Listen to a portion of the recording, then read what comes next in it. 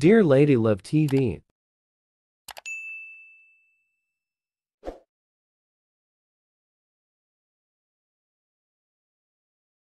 One Night Deal with Mr. Billionaire. Tunghay na po natin ang ika-11 bahagi. Wala sa sariling inamoy ni Ella ang suot niyang blusa at inalam kung dumikit pa ba ang pabangong ginamit niya kanina nang lumabas siya ng bahay. Mabuti nang sigurado, baka peke ang inutang niya sa kapitbahay na hindi pala aabot kahit 1 oras lang ang pabango na tinda nito. Nang masiguro niya na kumapit pa pala ang pabango, ay inayos niya na muna ang suot at humakbang palapit sa gate. Ito ang pangalawang beses na nakapunta siya sa bahay ni Raph. Ilang kalye lang naman ang agwat nila, pero pakiramdam niya ay sobrang layo niya ng lalaki. Mabuti na rin yun para maiwasan niya ang malas, dahil hanggang ngayon, tumalab pa rin ang kulam. Mukha wala talaga yatang expiration date yon. Ang malas niya talaga. Hindi niya alam kung dapat ba siyang malungkot, dahil hindi niya matandaan kung paano siya nakarating sa bahay ni Raph noon. Ang laki siguro talaga ng tama sa kanya ng alak at pati ang detalye na iyon ay hindi niya maalala. Hindi niya rin alam kung dapat pa ba niya itong ikatuwa na hindi alam maalala ang tagpong iyon dahil hindi siya nahirapan nakalimutan yon. Ang tanong nga lang, nakalimutan niya ba talaga o uma-acting lang siya? Hindi naman siya magaling umacting. Siguro nakalimutan niya na talaga. Wala rin naman siyang maisip na rason upang alalahanin pa yon. Isa pa, iyon din ang rason kung bakit gustong-gusto niyang manalo sa deal nila ng lalaki. Ayaw niya nang ipagkalat nito na may nangyari sa kanila. Pero kaya ba talaga ni Raph na ipagkalat iyon? Who knows? Kinuha niya ang maliit niyang salamin sa dala niyang shoulder bag. Mabuti nang masigurado na maayos ang mukha niya bago siya humarap kay Raph. Wagas pa naman iyon kung tuksuhin siya. Para bang perpekto na talaga. Ngumiti siya sa salamin at nakitang hindi pa pala maayos ang lipstick niya, gaya kanina bago siya umalis ng bahay. Nilagay niya muli ang labi at gumawa ng tunog, pagkatapos ilapat ang ibaba at itaas niyang labi. Perfect. Aniya at muling ngumiti, pagkatapos ay ibinalik niya sa shoulder bag ang lipstick sa salamin. Huminga siya ng malalim at tinawag ang pangalan ni Raph. Siguro naman, maaakit din siya sa ganda ko ngayon. Todo effort pa naman ako. Ilang sandali pa ay bumukas na ang pinto at iniluwa niyo ng ina ng binata. Ngumiti ito nang makita siya at binuksan din ang gate ng bahay. Ilang araw na ba na hindi ito nakakadalaw sa barangay hall? Hindi nga rin niya matandaan. Huli na yata nung nagkwento ito tungkol kay Raph na hindi niya rin inaasahan na anak pala nito. Halos wala rin namang nagbago sa pisikal na anyo ng ginang. Nakikita niya pa rin dito ang pagiging masayahin nito. Nang tuluyan na nitong nabuksan ang gate, ay nagtanong ito sa kanya kung bakit siya napadalaw. Pero bigla rin naman itong natigilan at muli na namang umiti. Happy Fiesta po pala, Ma'am Ella. Muntik na itong makalimot. Mahina itong napatawa. Halika, pasok ka. Tinugon niya ang ngiti ng ginang at pinaunlakan ng pagpapapasok sa kanya. Wala siyang makita ni isang bisita na naroon sa loob ng bahay. Wala nga ni isang dekorasyon o ipinagbago man lang sa bahay mula nung huling punta niya. Wala po yata kayong bisita. Wala po bang dumalaw? Ay, wala kaming handa, iha. Tinuro nito ang maliit nitong sofa.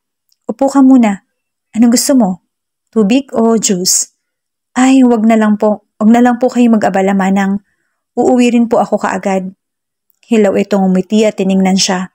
Si Raph ba ang sadya mo? Tumango siya. Opo sana. Ay sige, tatawagin ko. Nang makaalis na ang ginang ay pinagmasdan niya ang loob ng bahay. Kung simple lang ang bahay nila, ay mas simple pa ang bahay ng binata. Halos wala siyang makitang nakasabit sa dingding maliban sa kortina. Konti lang din ang mga appliances na nakita niya, pero wala roon ang atensyon niya. Tumayo siya at nilapitan na nag-iisang nakaagaw ng pansin niya. Isang frame iyon na natatanging nakasabit sa dingding. Frame na may laman ng mga medals. Binasa niya ang pangalan na nakasulat sa medal. May maliit na papel doon na nakasulat ang pangalan ng may-ari. Raph. Pangalan ng binata nang makita niya. Hindi nga niya mabilang kung ilang medals ang nasa loob ng frame. Hindi nga rin ba yun matatawag na frame katulad ng frame na ginagamit para i-display ang isang retrato. Papel lang iyon na may cover na plastic. Pero hindi naman basihan kung ano ang pinaglalagyan. Ang importante ay iyon ang inilagay. Hindi maiiwasan na makaramdam siya ng paghanga. Sobrang talino pala talaga ng binata. Matalino rin naman siya, pero mas marami ang medals nito. Hindi na rin pala dapat ipagtaka kung bakit magaling itong magturo. Hala? Napalingon siya nang marinig niya ang boses ni Raph. Sumalubong sa kanya mga matang gusto pang matulog. Sabog ang buhok nito na parang dumaan sa isang away at nakasuot lang ito ng boxer shorts. Diyos mio, kang bata ka. Di ba sinabi ko nang magbihis ka muna bago ka bumaba? Di ka ba nahihiya kay Ella? Sigaw iyon ng ina ni Raph. Napatawa siyang muli. Nang sulyapan ng lalaki. 9:00 na ng umaga pero kung hindi siya pumunta ay tulog pa ito. Kalalaking tao. Girlfriend ko ba ang babaeng to, Nay? Bakit ako mahihiya? Mas mabuti na alam nitong ganito ang mukha ko kapag bagong gising. Pinagmasan ni Ella si Raph habang nagtitimpla ito ng kape. Gusto raw nitong maggising kaya dinala siya nito sa kusina. Nakaramdam tuloy siya ng pagkailang tuwing dumadapo ang mga mata niya sa ibabang parte ng katawan nito na tinatakpan lang ng suot nitong boxer shorts. Hindi man lamang ito nag-abalang magpalit. Ilang minuto na rin mula nang umalis ang ina. Dahil may bibilhin lang daw sa bayan, talagang nakaya niya itong iwanan sila ng lalaki sa bahay. Pero kung sa bagay, wala naman itong alam na pinagdadaanan sila ng binata. Tinatawanan nga lang nito ang sinasabi ni Raph na girlfriend siya nito. Ang pagkailang niya ng mga oras na iyon ay biglang nawala. Nang marinig niya sinabi ng ina ng binata. Ikapan nito na magiging yelo raw muna ang dagat sa Pilipinas bago siya maging girlfriend ng lalaki. Hihintay niya ang araw na magiging yelo ang dagat. Napailing siya. Ayaw niya palang maging nobyo si Raph. Ayaw niya talaga. Pwede bang magbihis ka muna? Aniya habang nasa malayo ang tingin. Nakita mo na ngang nagkakape ako eh. Mainit pa naman yan. Magbihis ka muna. Naiilang ako. Kasalanan ko bang naiilang ka? Ikaw nga itong disturbo. Ang ganda ng tulog ko. Humigop ito ng kape nang matingnan niya. Mukhang wala talagang balak na magbihis. Bisita mo ako rito, sir. Respeto naman. Ano bang pinagpuputok ng butsi mo, ha? Ganting tanong nito sa kanya bago inilapag ang tasa sa mesa. Tumayo pa ito at ibinalandra ang katawan. Laking papasalamat niya. Dahil kahit papaano ay may suot pa itong t-shirt. Nakita mo na ang katawan ko at natikman mo pa. Pasalamat ka nga, may takip pa to eh. Hindi makaiwas sa mga mata niya ang paghawak nito sa bagay na nasa gitna ng hita nito. Nanlalaki ang mata niya nang sinalubong niya ang mga titig nito. Ang bastos talaga. Hindi na siya nag-abalang sumagot pa sa kalokohan nito. Pinaikot niya ang mga mata at kumagat sa hawak niyang tinapay.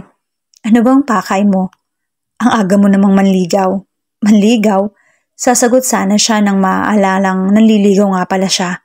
Humigop muna siya ng kape at tumingin sa binatang nakaupo na. Mas maganda kapag maaga, baka maunahan pa ako. Ikaw lang naman ang magaganda sa paningin ko. Halos maibuga pa niya ang kape na nasa bibig niya na. Mabuti na lang at naagapan niya. Puwisit talaga. Siya itong nanliligaw pero nagawa pa nitong humirit. Ay yung totoo, ayaw ba talaga nitong manalo siya? Gusto ko sana makipag-date. Ani yan ay kinagulat naman ni Raph. Date? Tumango siya pero tumawa lang ito. Noong huling nag-date tayo ako nag-aya pero ikaw ang leader. Grabe. Reklamo nito pero inikutan lang nito ng mata. So ngayon, ikaw ang nag-aaya. Ibig sabihin ba niyan ay ako ang leader? Ako pa rin. Wow, ang lakas ng tama mo. Palagi na lang ikaw. Hindi niya napigilan ng tumawa. Ang cute lang nitong tingnan na para bang nagrereklamo sa pagiging leader niya. Inis nitong inilapag ang kape nito na wala ng laman na tumayo. Saan ba tayo pupunta? Maliligo lang ako. Papayag naman pala. Ang dami pang arte. Ang ganda talaga ng dagat, sabi ni Ella na nasa dagat pa rin ang tingin. Isinasayaw ng masarap na hangin ang kanyang buhok at niyayakap ang kanyang katawan. Pumikit pa siya upang mas lalong maramdaman ang magandang pakiramdam na dulot ng dagat sa kanya. Sabay tanong sa sarili kung kailan ba ang huling punta niya rito. 2 taon? 2.5 taon? Hindi niya na matandaan. Yeah, tipid na sagot ni Raph na halatang may nginunguya. Gusto mo? Hindi niya sinagot ang binata. Umalis siya sa carpet nila at lumapit sa tubig dagat. Di naman niya ang lamig niyon at hinayaan na mabasa ang kanyang mga paa. Kung palagi lang siyang dadalhin ni Raf sa dagat, hindi siya magrereklamo na ito ang leader. Hindi nga niya inakala kanina na sa dagat pala ang kanilang punta. May yumakap sa kanya mula sa likuran at inilagay ang mukha nito sa kanyang balikat. Kahit hindi na niya alamin kung sino, ay alam niyang si Raf iyon. Sa amoy pa lang ay alam niya na. Thank you. Nakangiti niyang saad. For what? Sa pagdala sa akin dito.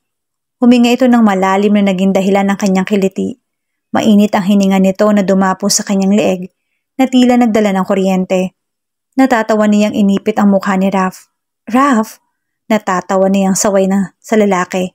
Nakikiliti ako. Pero parang walang narinig si Raf at kiniliti pa siya sa tagiliran. Patakbo siyang umiwas sa lalaki at bumalik sa pwesto nila. Iniharang pa niya ang bag niya upang hindi makalapit sa kanya ang lalaki. Hindi nagpatinag si Raf. Lumapit ito at kinuha ang hinaharang niya at mahigpit na hinawakan ng kanyang dalawang kamay. Madaya. Reklamo niya pero parang walang narinig ang binata at sinakop ang labi niya. Nalaki ang mata niya sa biglang paghalik nito.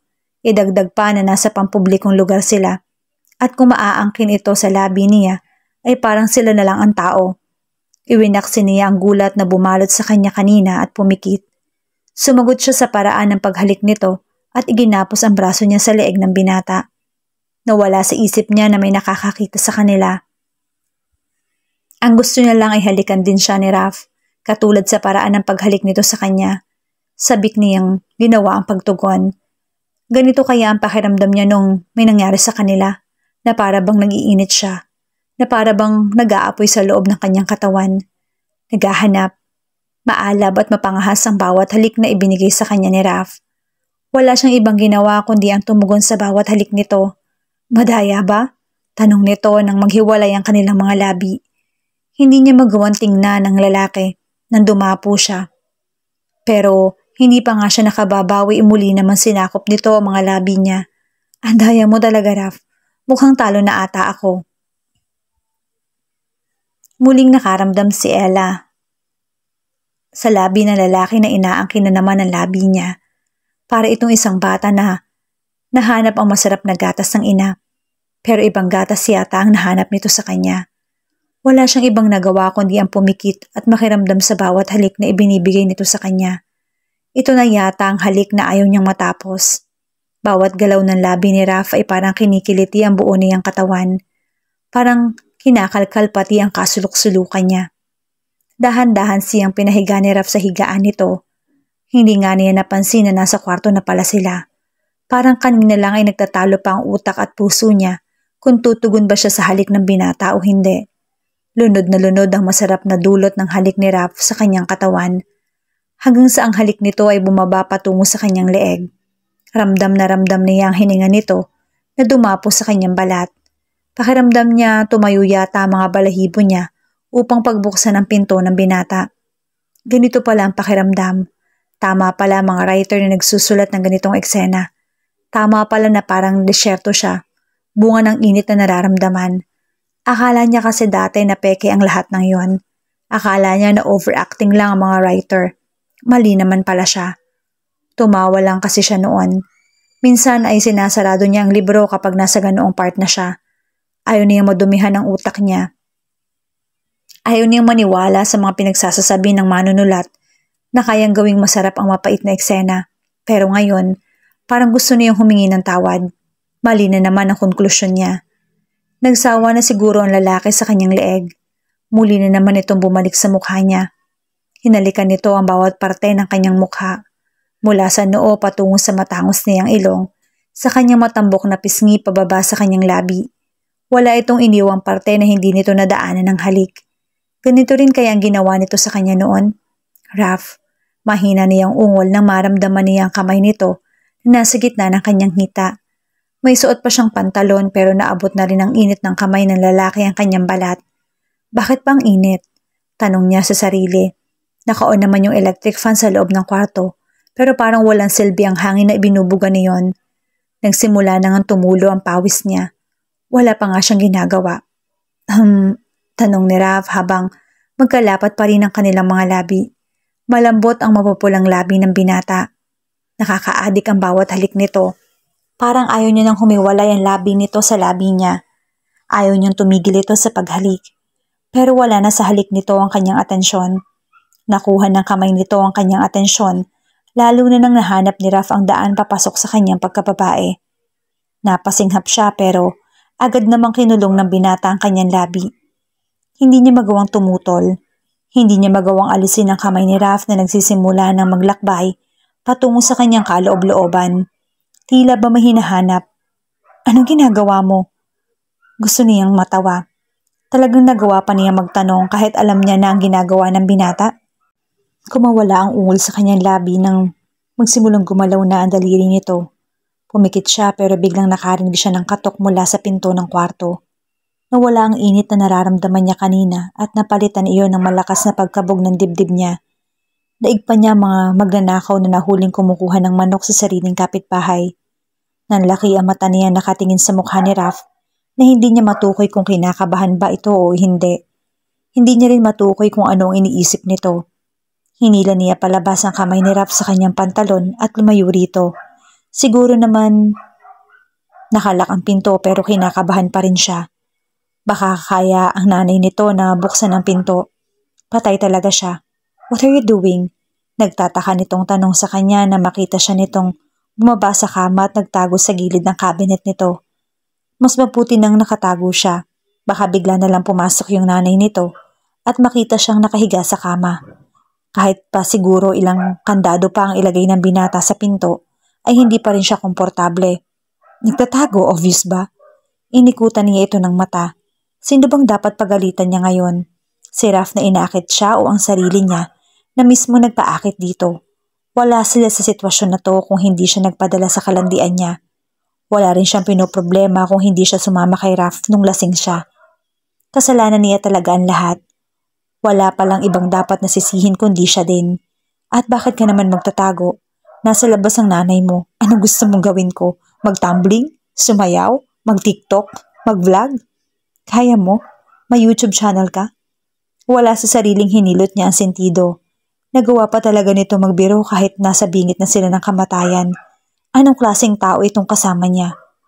Muli na namang kumatok ang nanay ni Raf sa pinto, kaya mas sumiksik siya. Sinisigurado niya hindi siya nito makikita. Kung sakali mang pumasok ito sa kwarto. Raf, nandyan ka ba? Nakabili na ako ng karne. Ikaw na ba ang bahala magluto? Ilang minuto lang ang nagdaan ay wala na siyang narinig pang ingay. Lumapit na rin siya kay Raf at pinagmasdan ang postura niya. Wala na si nanay. Pwede na nating ituloy. Natatawa nitong wika at kinuha pa ang cellphone upang kunan siya ng larawan. Gago, aniya at tumayo. Iniwasan niya ang lalaki at lumabas ng kwarto. Bakit kapag kasama niya si Raf ay lapitin din siya sa disgrasya? Bakit kapag kasama niya si Raf ay dumarami ang kanyang mga problema? Pero bakit kapag kasama niya ito ay mabilis ang tibok ng puso niya? Bakit kapag kasama niya si Raf ay tila nagiging sunod-sunuran siya? Ano bang meron siya? Ano bang meron sa iyo, Raf? Bakit nagiging ganito ako? Bakit? Hindi pa nga siya nakakalayo sa kwarto ay bigla nitong hinawakan ng kanyang kamay at hinila siya pabalik sa loob. Bakit ganito? Hawak lang naman sa kamay ang ginawa ni Raf sa kanya, pero bakit parang sa konting hawak na yun, umilis na naman ang pagtibok ng kanyang puso? Saan ka? Lalabas. Umiwas siya ng tingin at hinila ang kanyang kamay, pero mahigpit ang pagkakahawak ng binata. Uuwi, di ba obvious? Baka nasa labas pa si nanay. Ayaw mo makita kanya, hindi ba? Umiling siya. Ayaw kong makita niya ako na nasa loob ng kwarto mo. Hinarap niya ito at hinila na naman ang kamay. Pero kapag nasa labas ng kwarto mo, walang mali siya doon. Muli na naman siya nag-iwas ng tingin. Hindi niya gusto na nagtatagpo ang mga mata nila. Hindi niya gustong makita ang mata ng binata. Hindi niya gustong makita ang matangos nitong ilong na para bang inuuto siyang sanghawakan at pisilin iyon. Ayaw niyang makita ang labi nito na hinihila na naman niya upang matikman ulit ang matamis nitong halik. Idiniini ang labi at palihim na kinagat. Ano bang nangyayari sa kanya? Nababaliw na yata siya. Hindi naman siya ganito noon. Hindi naman siya atat na halikan ng isang lalaki. Wala naman siyang pakialam sa ganito. Wala siyang pakialam tungkol sa relasyon ng opposite sex. Wala talaga siyang pakialam. Pero dahil lang sa halik ni Raf ay nagbago ang lahat. Dahil lang sa isang araw na nakasama niya ito ay nagbago ang lahat. Ano ba talagang mayroon sa'yo? Mahina niyang tanong na narinig pala ni Raf. Hindi ba dapat ako ang nagtatanong niyan? Tiningnan niya si Raf na puno ng katanungan ang isip. Naguguluhan siya at tuwing nakikita niya ang lalaki, ay mas lalo lamang siya naguguluhan. Mas lalo lamang dumarami ang tanong na gusto niyang mahanap ang kasagutan. Normal pa ba siya? Ano bang mayroon sa'yo at binabaliw mo ako? Tanong nito sa kanya. Ano bang mayroon sa'yo at gusto kitang halikan? Ano bang mayroon ka na gusto kong akin ka lang? Laro lang naman ang lahat ng to, hindi ba? Deal lang naman ang dahilan kung bakit nandito ka at kasama kita. Deal lang naman ito, hindi ba, Ella? Pero bakit gusto kong akin ka na lang? Masama bang hilingin na sana totoo na lang to? Kung wala, kaya tayong di lalapitan mo ako? Mahahalikan kaya kita? Stop. Aniya at hinila ang kamay. Sa oras na yun ibinitawan na siya ni Raf. Wala siyang alam. Hindi niya alam kung anong sagot sa tanong ni Raf. Hindi niya alam kung may mahahanap pa ba siyang sagot dito. Tanong din naman niya iyon, pero parang ayaw niyang malaman ang sagot ngayon. Dahil sa deal na parang pinaglalaroan lang sila. Dahil sa deal na yon, na hindi niya alam kung anong dapat na gawin. Hindi nga rin niya alam kung bakit seryoso si Raf doon. Siguro gusto lang nitong paglaruan siya. Itutuloy pa ba natin ang deal na yon? Parang alam ko na kung sinong panalo eh. Nakibit balikat siya. Pwede kang kalimutan muna natin yon. Kahit ngayon lang. Gusto kong kasama ka na walang iniisip na kung ano pa. Bumuga siya ng hangin bago tiningnan si Raf. Pinagmasdan niya ang mga mata nito. Mga mata na hindi niya talaga lubusang kilala. Mapait siyang umiti at pinipilit na ihakbang ang mga paa. Hindi niya talaga kilala si Raf. Wala siyang alam tungkol dito. Maliban sa alam niyang guro ito noon at hinahangaan ng lahat. Pero ano pang alam niya maliban doon? Wala na. Kailan nga lang niya nalaman na mama pala nito si Nanay Nida. Hindi pa nga niya alam kung anong tinutukoy nito tungkol sa governor nila. Hindi pa niya talaga lubusang kilala si Raf pero nagawa na nitong ipagkaloob ang sarili niya rito. Nakakahiya ka, Ella. Hawak niya na ang doorknob ng pinto pero hindi niya binigyan ng kahit isang tingin si Raf. Huminga ulit siya ng malalim. Ano ba talaga nangyayari sa kanya? Uuwi na ako. Aniya at binuksan ang pinto. Hindi siya lumingon. Hindi rin niya narinig na nagsalita si Raf. Hanggang sa nakalabas siya ng pinto, hindi na niya nasilayan pang muli ang mukha ng lalaki. Anong gagawin ko? One night deal with Mr. Billionaire. Sabado. Ilalapag na sana ni Ella ang hawak na cellphone nang bigla na namang tumunog iyon. Kanina pa tumataas ang dugo niya dahil sa visit na caller niya na para bang wala talagang magawa sa buhay. Pang-apat na sigurong tawag iyon ng kung sino mang Herodes ang gustong sirain ang weekend niya. Last ka na talaga. Kapag hindi ka pa nagsalita, black ang kahahantungan mo. Napakamot pa siya sa ulo niya at muling kinuha ang cellphone. Tuwing sinasagot niya kasi ang tawag ay wala siyang naririnig na nagsasalita sa kabilang linya. Ewan kung trip lang ba talaga nitong sirain ang araw niya o bored lang ito sa buhay. Yun nga ang kinaiinisan niya. Marami namang tao niya na bored din. Bakit siya pa talaga ang trip nitong guluhin? Hinanda na niya sasabihin niya pero bigla siya natigilan na makitang ibang numero na nakapaskil sa kanyang cellphone. Nanay iyon ni Raf. Biglang bumalik ang kanyang alaala. Ang huling tagpo na nakasama niya ang binata. Ilang araw na ba ang lumipas? 2, 3, pero pakiramdam niya ay parang kahapon lang nangyari yon. Matapos ang fiesta ay hindi niya na muling nakasama pa ang lalaki. Hindi na kasi ito pumasok nung Friday sa hindi niya rin malamang dahilan. Hindi rin ito nagpaalam sa kanya. Napapailing siya. Bakit naman magpapaalam sa kanya si Raf? Ano ba siya para sa binata? Hindi nga rin siya sigurado kung may puwang ba siya para rito o laro lang talaga ang lahat. Hindi niya alam kung anong sasagutin. Alam ba niya kung sasagutin niya ang tawag nito o hahayaan na lamang ang cellphone niyang tumunog? Pero hindi naman kasali si Nanay Nilda sa nangyayari sa kanila ni Raf. Nang pindutin na niya sana ang cellphone ay saka naman namatay ang tawag. Ang galing talaga ng timing. Gaya rin sa nangyayari sa kanila ni Raf. Kung kailan parang nahuhulog na siya ay parang nagiging malabo na rin ang binata. Hindi naman siguro tamang pagkatapos ng tagpong iyon ay hindi na magpakita si Raf sa kanya. Sa bagay, hindi naman siya dapat magtaka dahil mahilig naman talagang umabsent ang Raf na yon. Hello, Manang? Sagot niya nang muli na naman tumawag ang ginang. Wala siyang narinig na ingay mula sa kabilang linya. Wala kahit ingay man lang ng manok katulad sa naririnig niya na nakausap niya ito sa tawag doon. Nagtaka na naman siya. Baka katulad din ito sa isang caller niya kanina na nanggugulo lang din. Muli niyang tiningnan ang cellphone. Baka mali ang nakikita niya kanina. Baka hindi talaga nanay ni Raf ang tumatawag sa kanya. Baka namamalikmata lang siya. Pero nang inilayo niya ang cellphone sa kanyang tenga, ay saka pa niya narinig ang boses ng ginang. Hela? Hello, Manang Nida? Aniya at inilapit sa tengang aparato. Ayos lang po kayo? Muli na namang naghari ang katahimikan katulad kung paano naging tahimik ang buhay niya sa hindi pagpansin ni Raf sa kanya. Naging tahimik lang ang buhay niya kapag hindi niya kasama si Raf at hindi siya kinukulit nito. Minsan nakakamiss naman pala kapag nasanay na ang isang tao na may nangungulit. Minsan hindi maiwasan na hanap-hanapin ang taong nangungulit. Hindi ko man hinahanap si Raf pagsisinungaling niya. Iha, kasama mo ba si Raf? Nabasag ang gumugulo sa isip niya na magsalita ang ginang. Gusto niya sanang iwaksi sa isipan si Raf, pero ang binata naman pala ang pakay ng ginang. Kung ano talaga ang mga bagay na gusto niyang iwasan, ay siya namang lapit ng lapit. Pero nang siya naman ang lumapit, ito naman ang umiiwas. Saan siya lulugar? Umiling siya at hinarap ang kisame niyang napabayaan na. May mga gagamba na gumagapang na. Pinanood niya ang bawat pag-ikot ng electric fan. Hindi po manang. Hindi nga yun pumasok kagabi Ano bang nangyayari?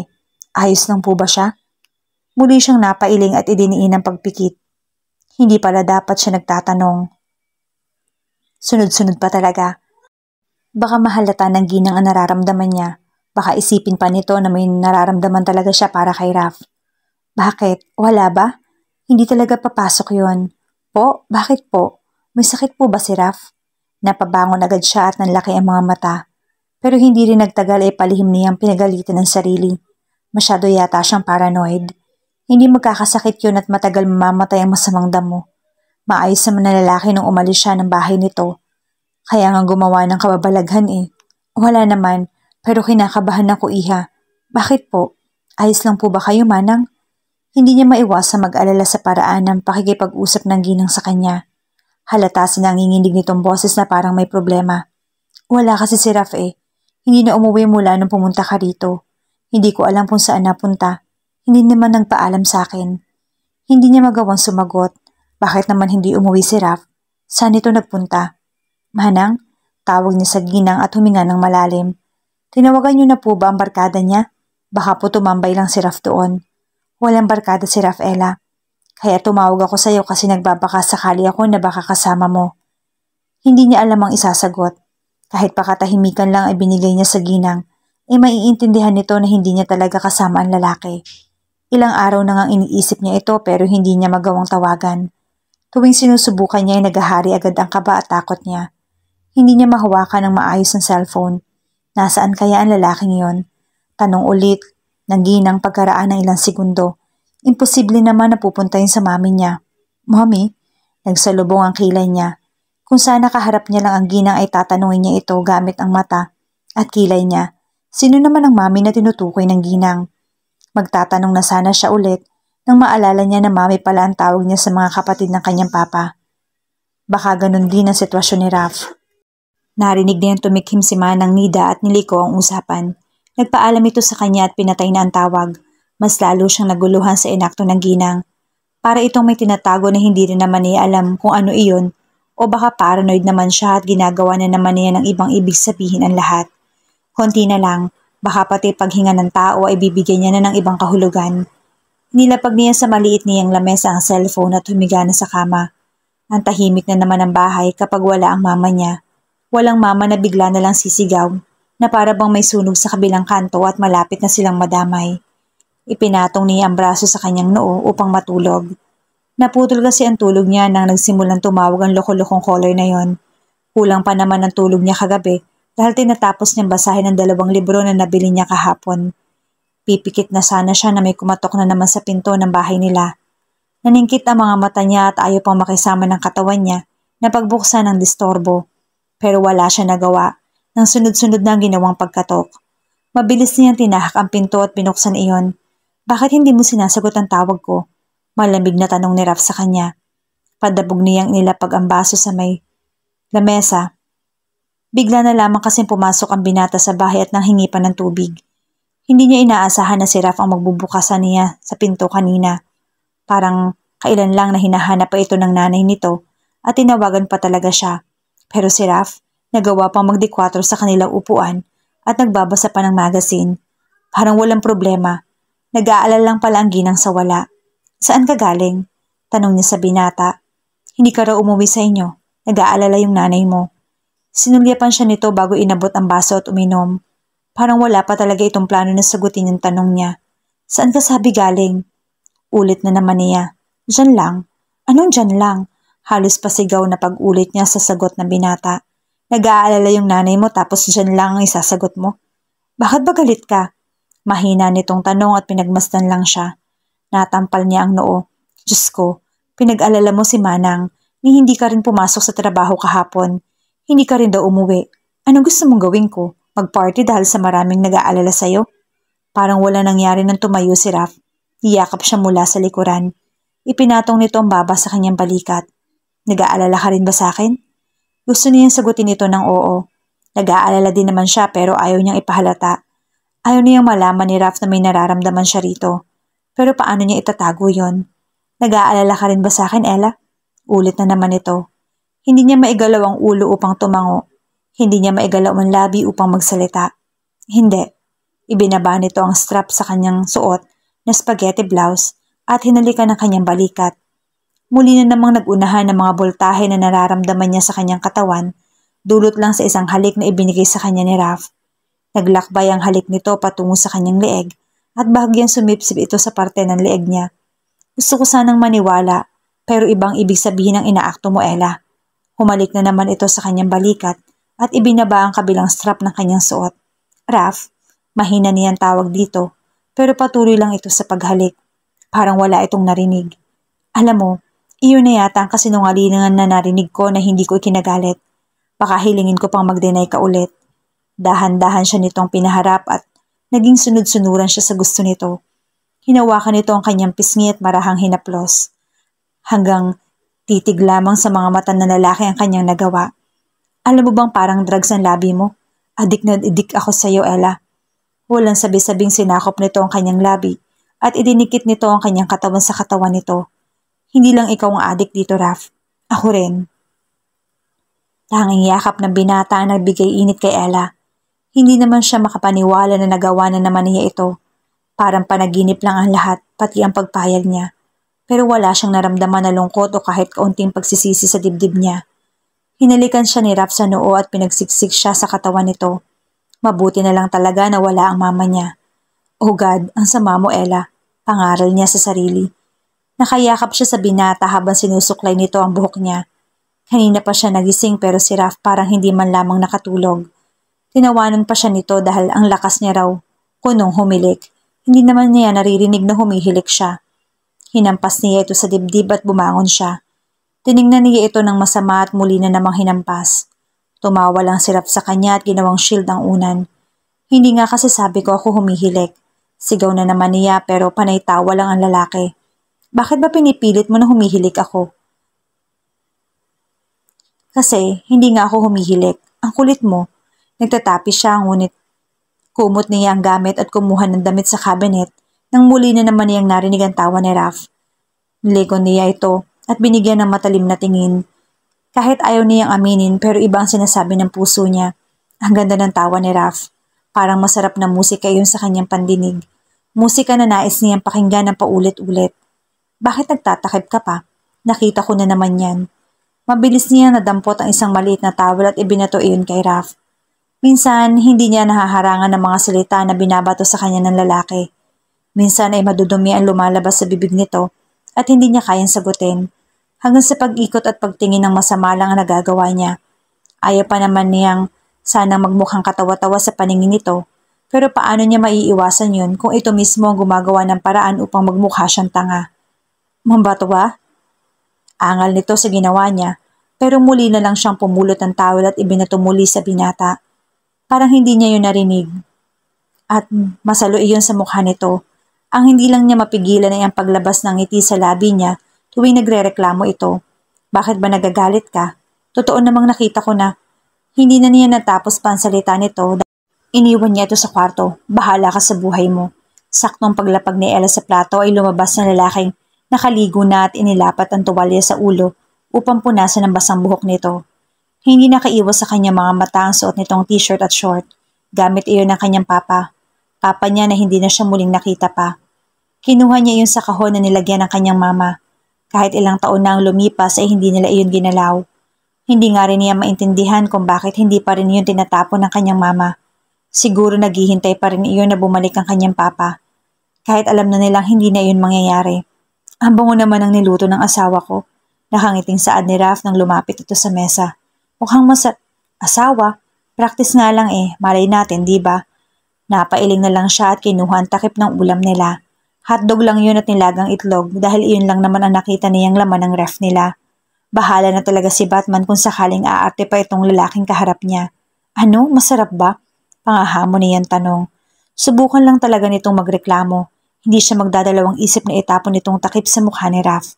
Pero ngumiti lang si Raf at nilapitan siya. Pumunta ito sa likuran niya at niyakap siya.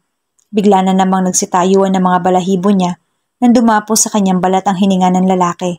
Masarap naman. Sino ba nagsabi na hindi? Pero sa sunod, magluto ka naman ng sinigang na bangus ha.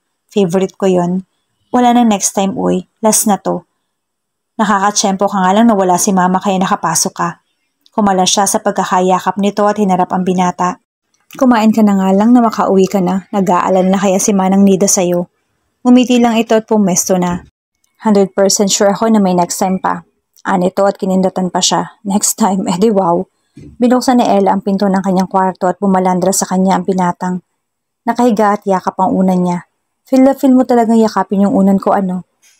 Tanong niya at sinarado ang pinto. Baka amoy laway na yan.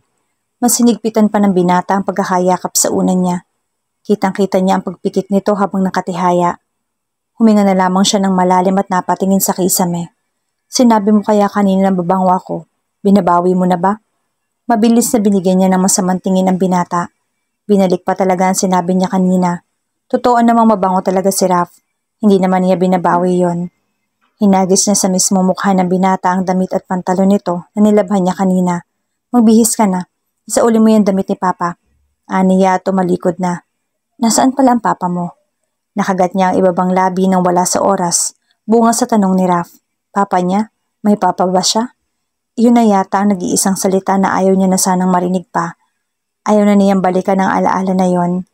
Ayaw na niyang muling bumalik ang mapait na naramdaman niya. Dulot ng pag-alis ng taong tanging makakapitan niya sana. Papa ko? Mapait niyang balik na tanong sa binata. Wala akong papa. Matagal ko na siyang ibinaon sa limot. Namaya niyang katahimikan. Tanging pag-ikot lang ng electric fan ang narinig niya. Pinakiramdaman niya ang sarili at kinalkal ang damdamin niya kung nananatili pa ba ang sakit na dinulot ng kanyang papa.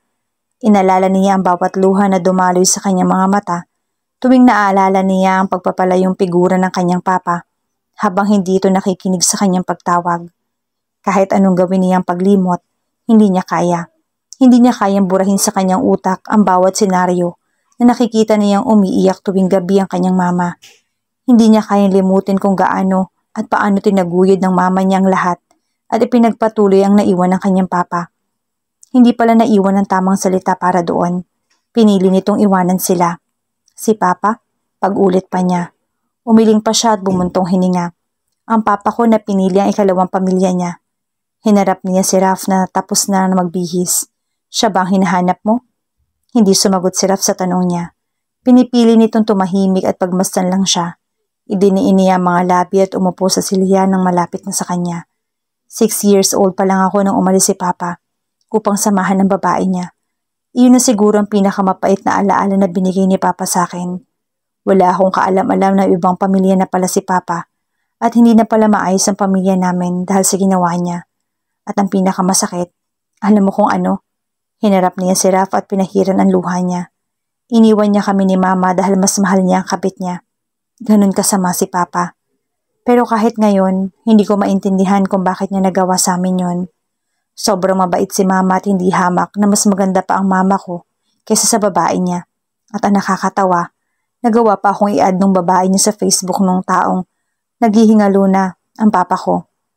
Hindi ko maintindihan ang nararamdaman ko noon, lalo nang sinabi ni mama na dadalo kami sa libing ni papa. Siguro nakalimot na si mama sa lahat ng paghihirap namin dahil iniwan kami ni papa. Siguro napatawad niya na ang papa ko, pero ako, umiling siya. Hindi ko kayang patawarin siya. Hindi ko kasi kalimutan ang sakit na nakuha ni mama sa kanya. Hindi ko kayang kalimutan ang bawat gabi na hinahanap ko siya, pero iba ang pinili niya. Hindi ko kaya, Raf. Hindi ko kaya. Naramdaman niya ang init ng yakapin siya ni Raf. Hindi ito nagsalita. Hindi ito nagbigay ng opinyon. Hindi nito sinabi na mali siya. Hindi nito pinipilit na patawarin niya ang papa niya. Hinaplos nito ang kanyang likod at hindi siya binitawan. Tuwing iniisip niya na patawarin ang kanyang papa, ay biglang bumabalik ang sakit na nararamdaman niya.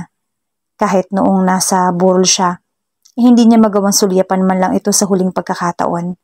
Mas lalo lamang siya nasaktan na makita ang babae na pinalit nito sa kanila ng kanyang mama.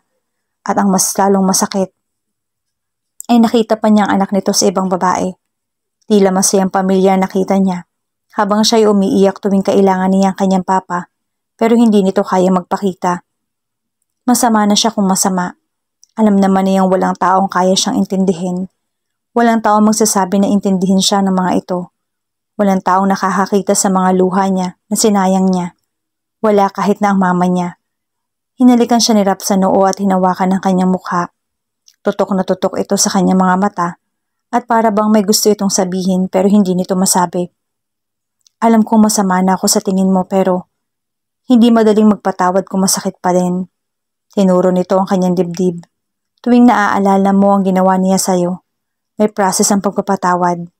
Hindi mo muna kaya magpatawad kung hindi ka pa rin nakakalimot. Madaling sabihin na pinatawad mo na ang taong nanakit sa'yo. Pero kadalasan doon ay pakitang tao lang. Kung hindi mo siya kayang patawarin, hindi kita huhusgahan. Pero ang masasabi ko lang, subukan mong patawarin ang papa mo. Lahat naman tayo nagkakamali eh. Hindi tayo perpekto. Pero Ella, hinawakan nito ang kanyang kamay. Papa mo siya. Kahit anong gawin mo, hindi mabubura ang katotohanan na papa mo siya. At isa pa, sumakabal ang buhay na siya. Hindi na niya kayang lapitan ka pa at hingin ang kapatawaran mo. Kahit sino nagagawa ng kasalanan, iba-iba nga lang ang level kasi iba-iba naman tayo ng pinagdadaanan. Hindi ko alam ang buong kwento, kaya hindi rin ako makapagbibigay ng opinyon tungkol sa sinabi mo. Pero ang gusto ko lang sabihin ay subukan mo. Alam kong mahirap kasi dumaan din naman ako sa point na yan. Sinubukan ko ring patawarin ang taong nanakit sa akin sa una pa lang. Pero alam mo, masarap magpatawad lalo na kung mula sa puso mo talaga. Nakakagaan ang loob, parang nabunutan ka ng tinik. And it's up to you kung kailan mo siya kayang patawarin. Alam kong hinihintay ng papa mo ang pagpapatawad mo. Niyakap niya si Raf at sabay bulong ng katanungan niya. Sino ba ang taong nanakit sa'yo? Bumitaw siya sa yakap at hinarap ang mukha ng lalaki. Okay lang naman kung hindi mo kayang ikwento sa akin. Ang totoong mami ko. One Night Deal with Mr. Billionaire. Tunghayan na po natin ang 13 bahagi. Mabilis na lumipas ang 1 linggo sa buhay ni Ella. Pagkatapos ng pag-uusap nila ni Raf tungkol sa papa niya, ay gumaan ang kanyang loob at mas naging malapit siya sa lalaki. Aminin man niya o hindi, palaging dumadaan sa isip niya ang maamong mukha ng binata. Hindi niya inakalang may sense palang kausap ang Raf na yon, na may mga punto rin naman pala siyang makukuha. Akala niya kasi puro panlalait lang ang kanyang maririnig rito.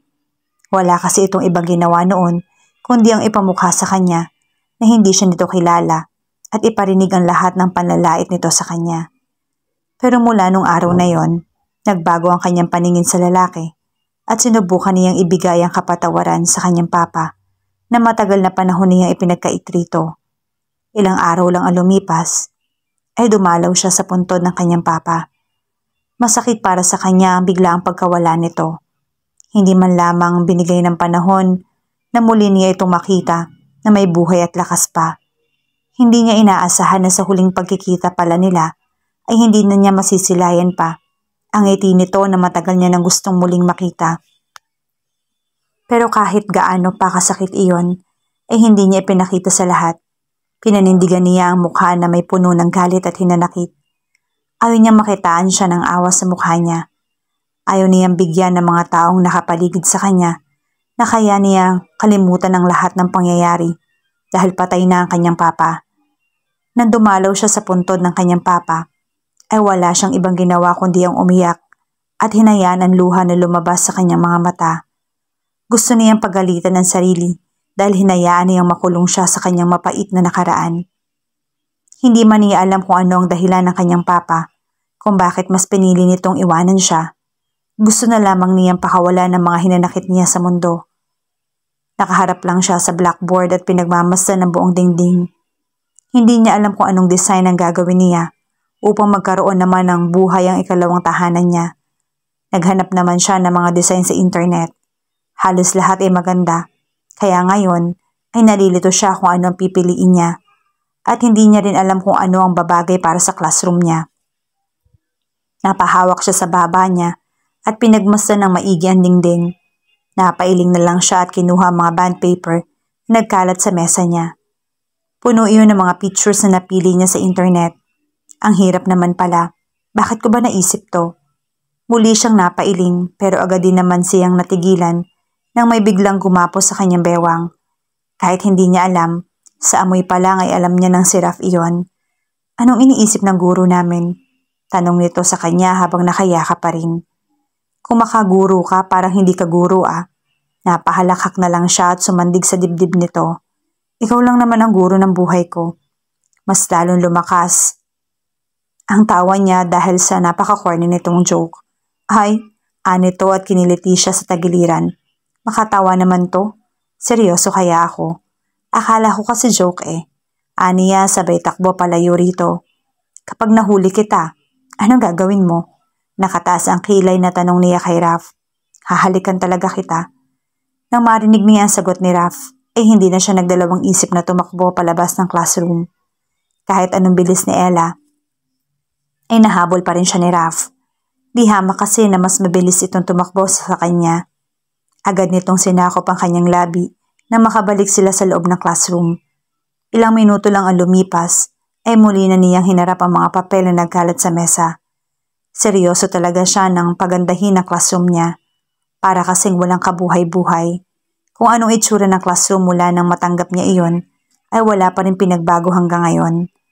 Muli niyang nilingon si Raf na nakapangalumbaba. Habang tinitingnan siya, malungkot ang mga mata nito na masulyapan siya. Hindi niya mapigilan ang mapangiti. Mukhang bored na ito kakahintay na matapos siya. Pero wala pa naman siyang nasisimulan. Ayos ka lang? Tanong pa niya habang nakangiti pa rin. Matagal ka pa ba? Tumango siya at hindi nakaiwas sa kanyang paningin ang pagkalungkot ng mga mata nito. Pwede ka naman kasing mauna. Hindi ko naman sinabi na hintayin mo ako. Ikaw ang nagpupumilit, di ba? Kailan mo ko sasagutin, Ella? Napatigil siya sa pagliligpit ng mga kalat niya nang marinig ang tanong ni Raf. Seryoso? Tinatanong siya nito kung kailan niya ito sasagutin.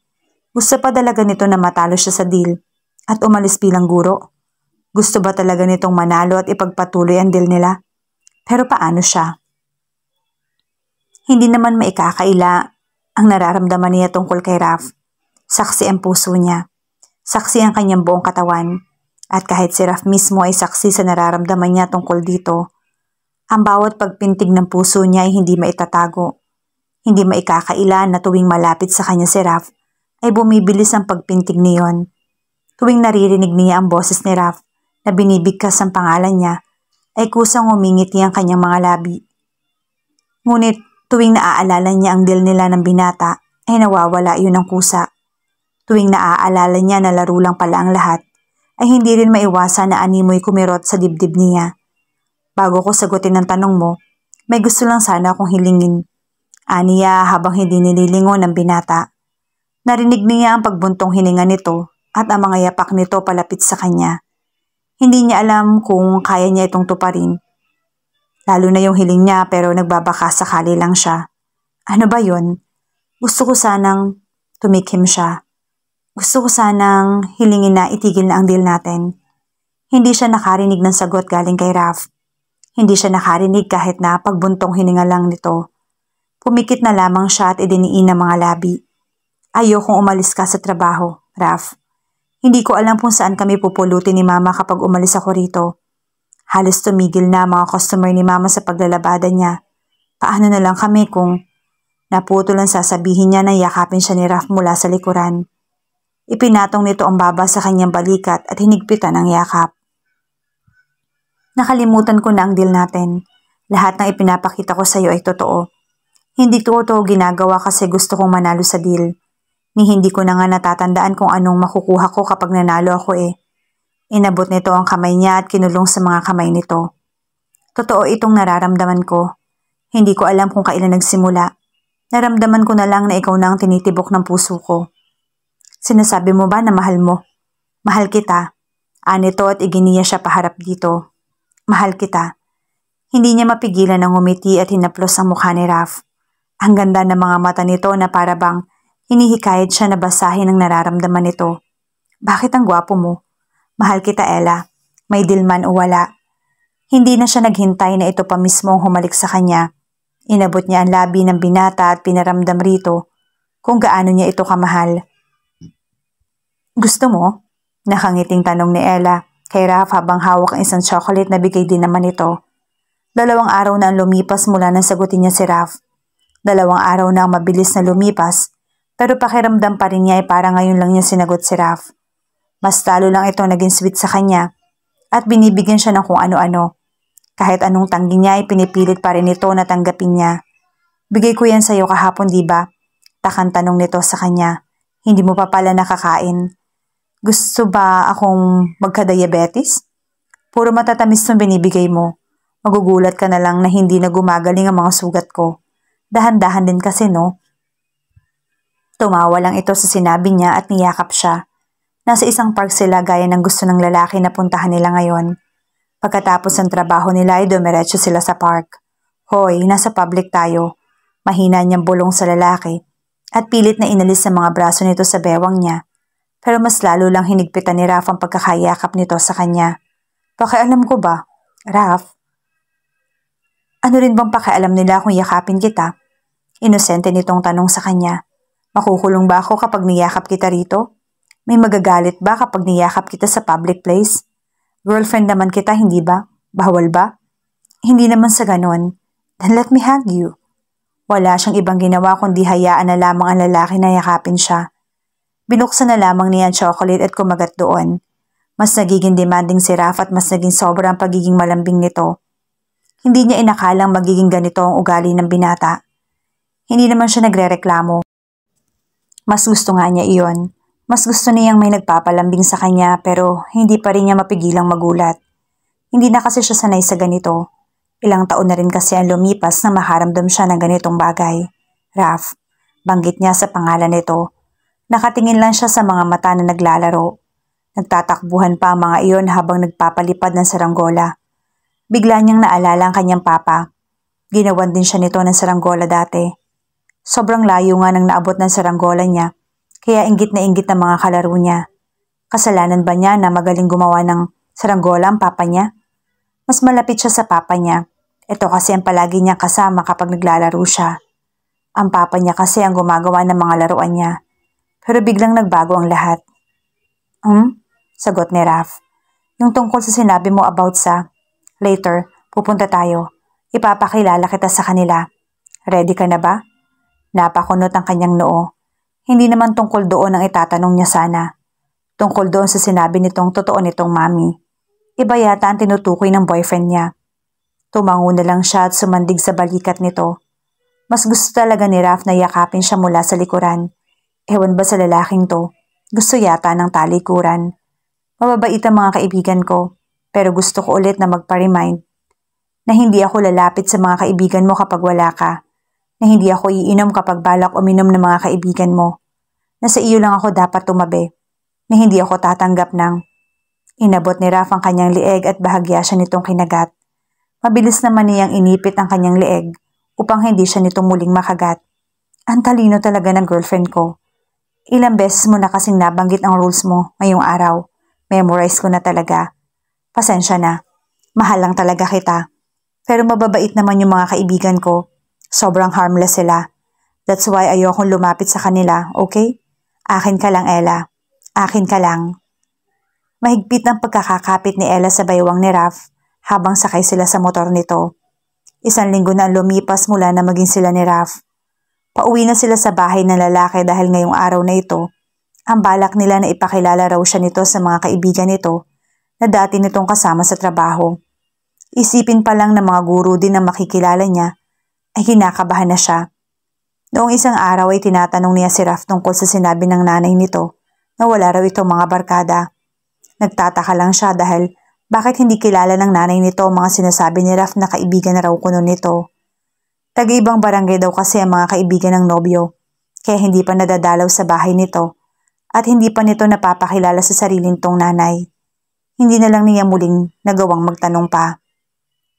Sa bagay, hindi nga rin kilala ng mama niya ang best friend niya noon. Mabuti na lang pala at hindi niya pinakilala. Baka mas lalo lang ma-stress yung mama niya. Nung ipinakilala niya si Raph sa mama niya, ay todong ngiti pa ang mama niya at pinubulungan siya kapag nakatsyempo. Nasaan na raw ang sinasabi niya na hindi gwapo si Raph. Bakit daw daig pa ang mga Koreano na idolo nito? Napailing na lang siya. Mukhang mas adik pa yata ang mama niya. Natigil ang pag-aalala niya sa mga nangyari nang huminto na ang motor nila.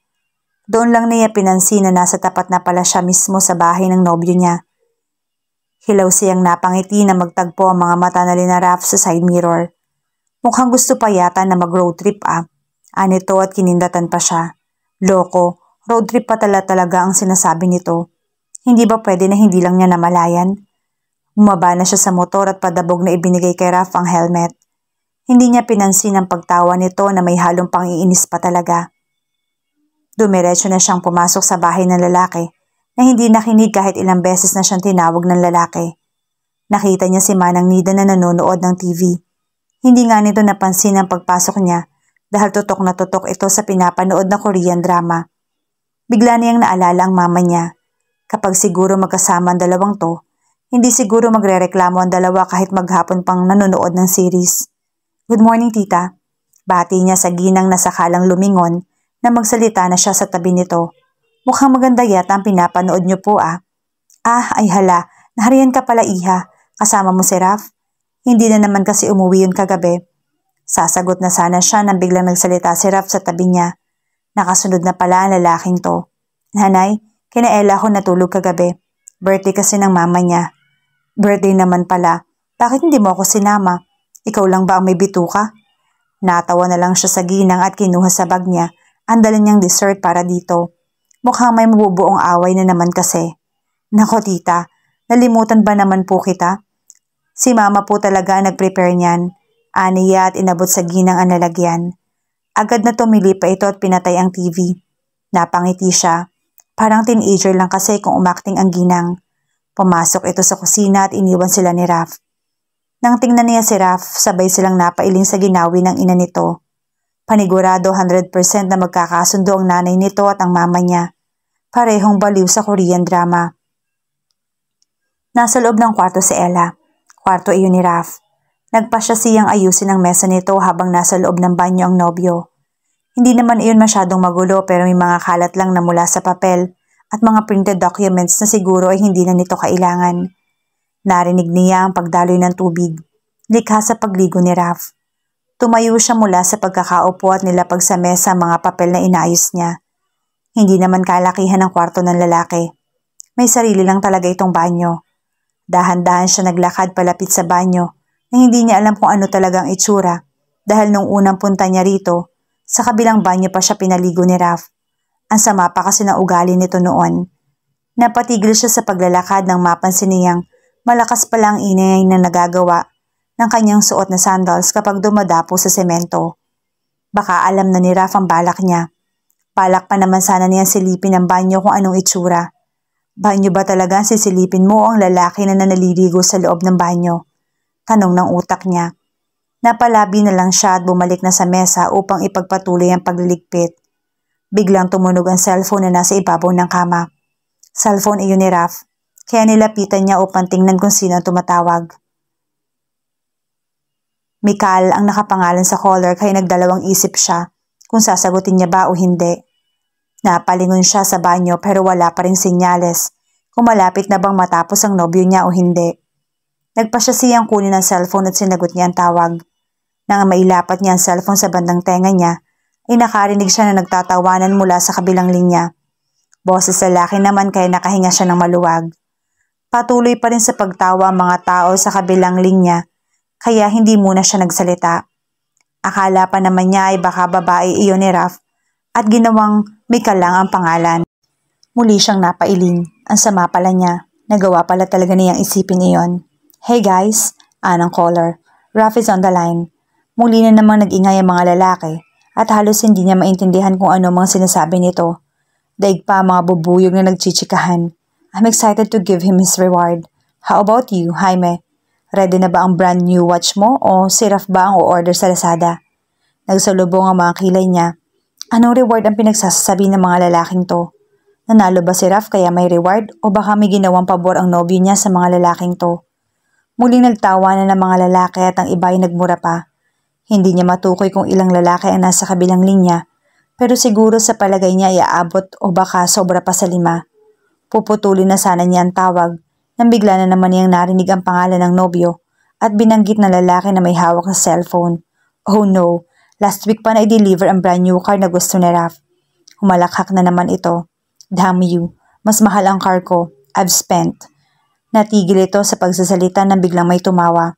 Damn you, I'm not sure if your sweetie pie knows that you're here in my condo. I'll call her later. Break a leg.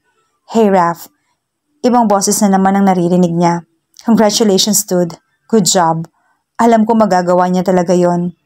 Si Raf pa ba? Mas lalo siyang natigilan nang makarinig siya ng boses babae. May kasama palang babae ang mga loko-lokong to pero kumakamura parang wala lang bukas. Kung ito ang tinutukoy ni Raf na mga kaibigan nito, hindi na siya papayag na isama siya nito mamaya. Boses pa nga lang itong naririnig niya pero ayaw niyang makita ang mga pagmumukha nito. Hindi niya gusto ang tabas ng dila at paraan ng mga ito kung makapagsalita. Pero matutukoy mo agad na parang mayayaman. Brand new car?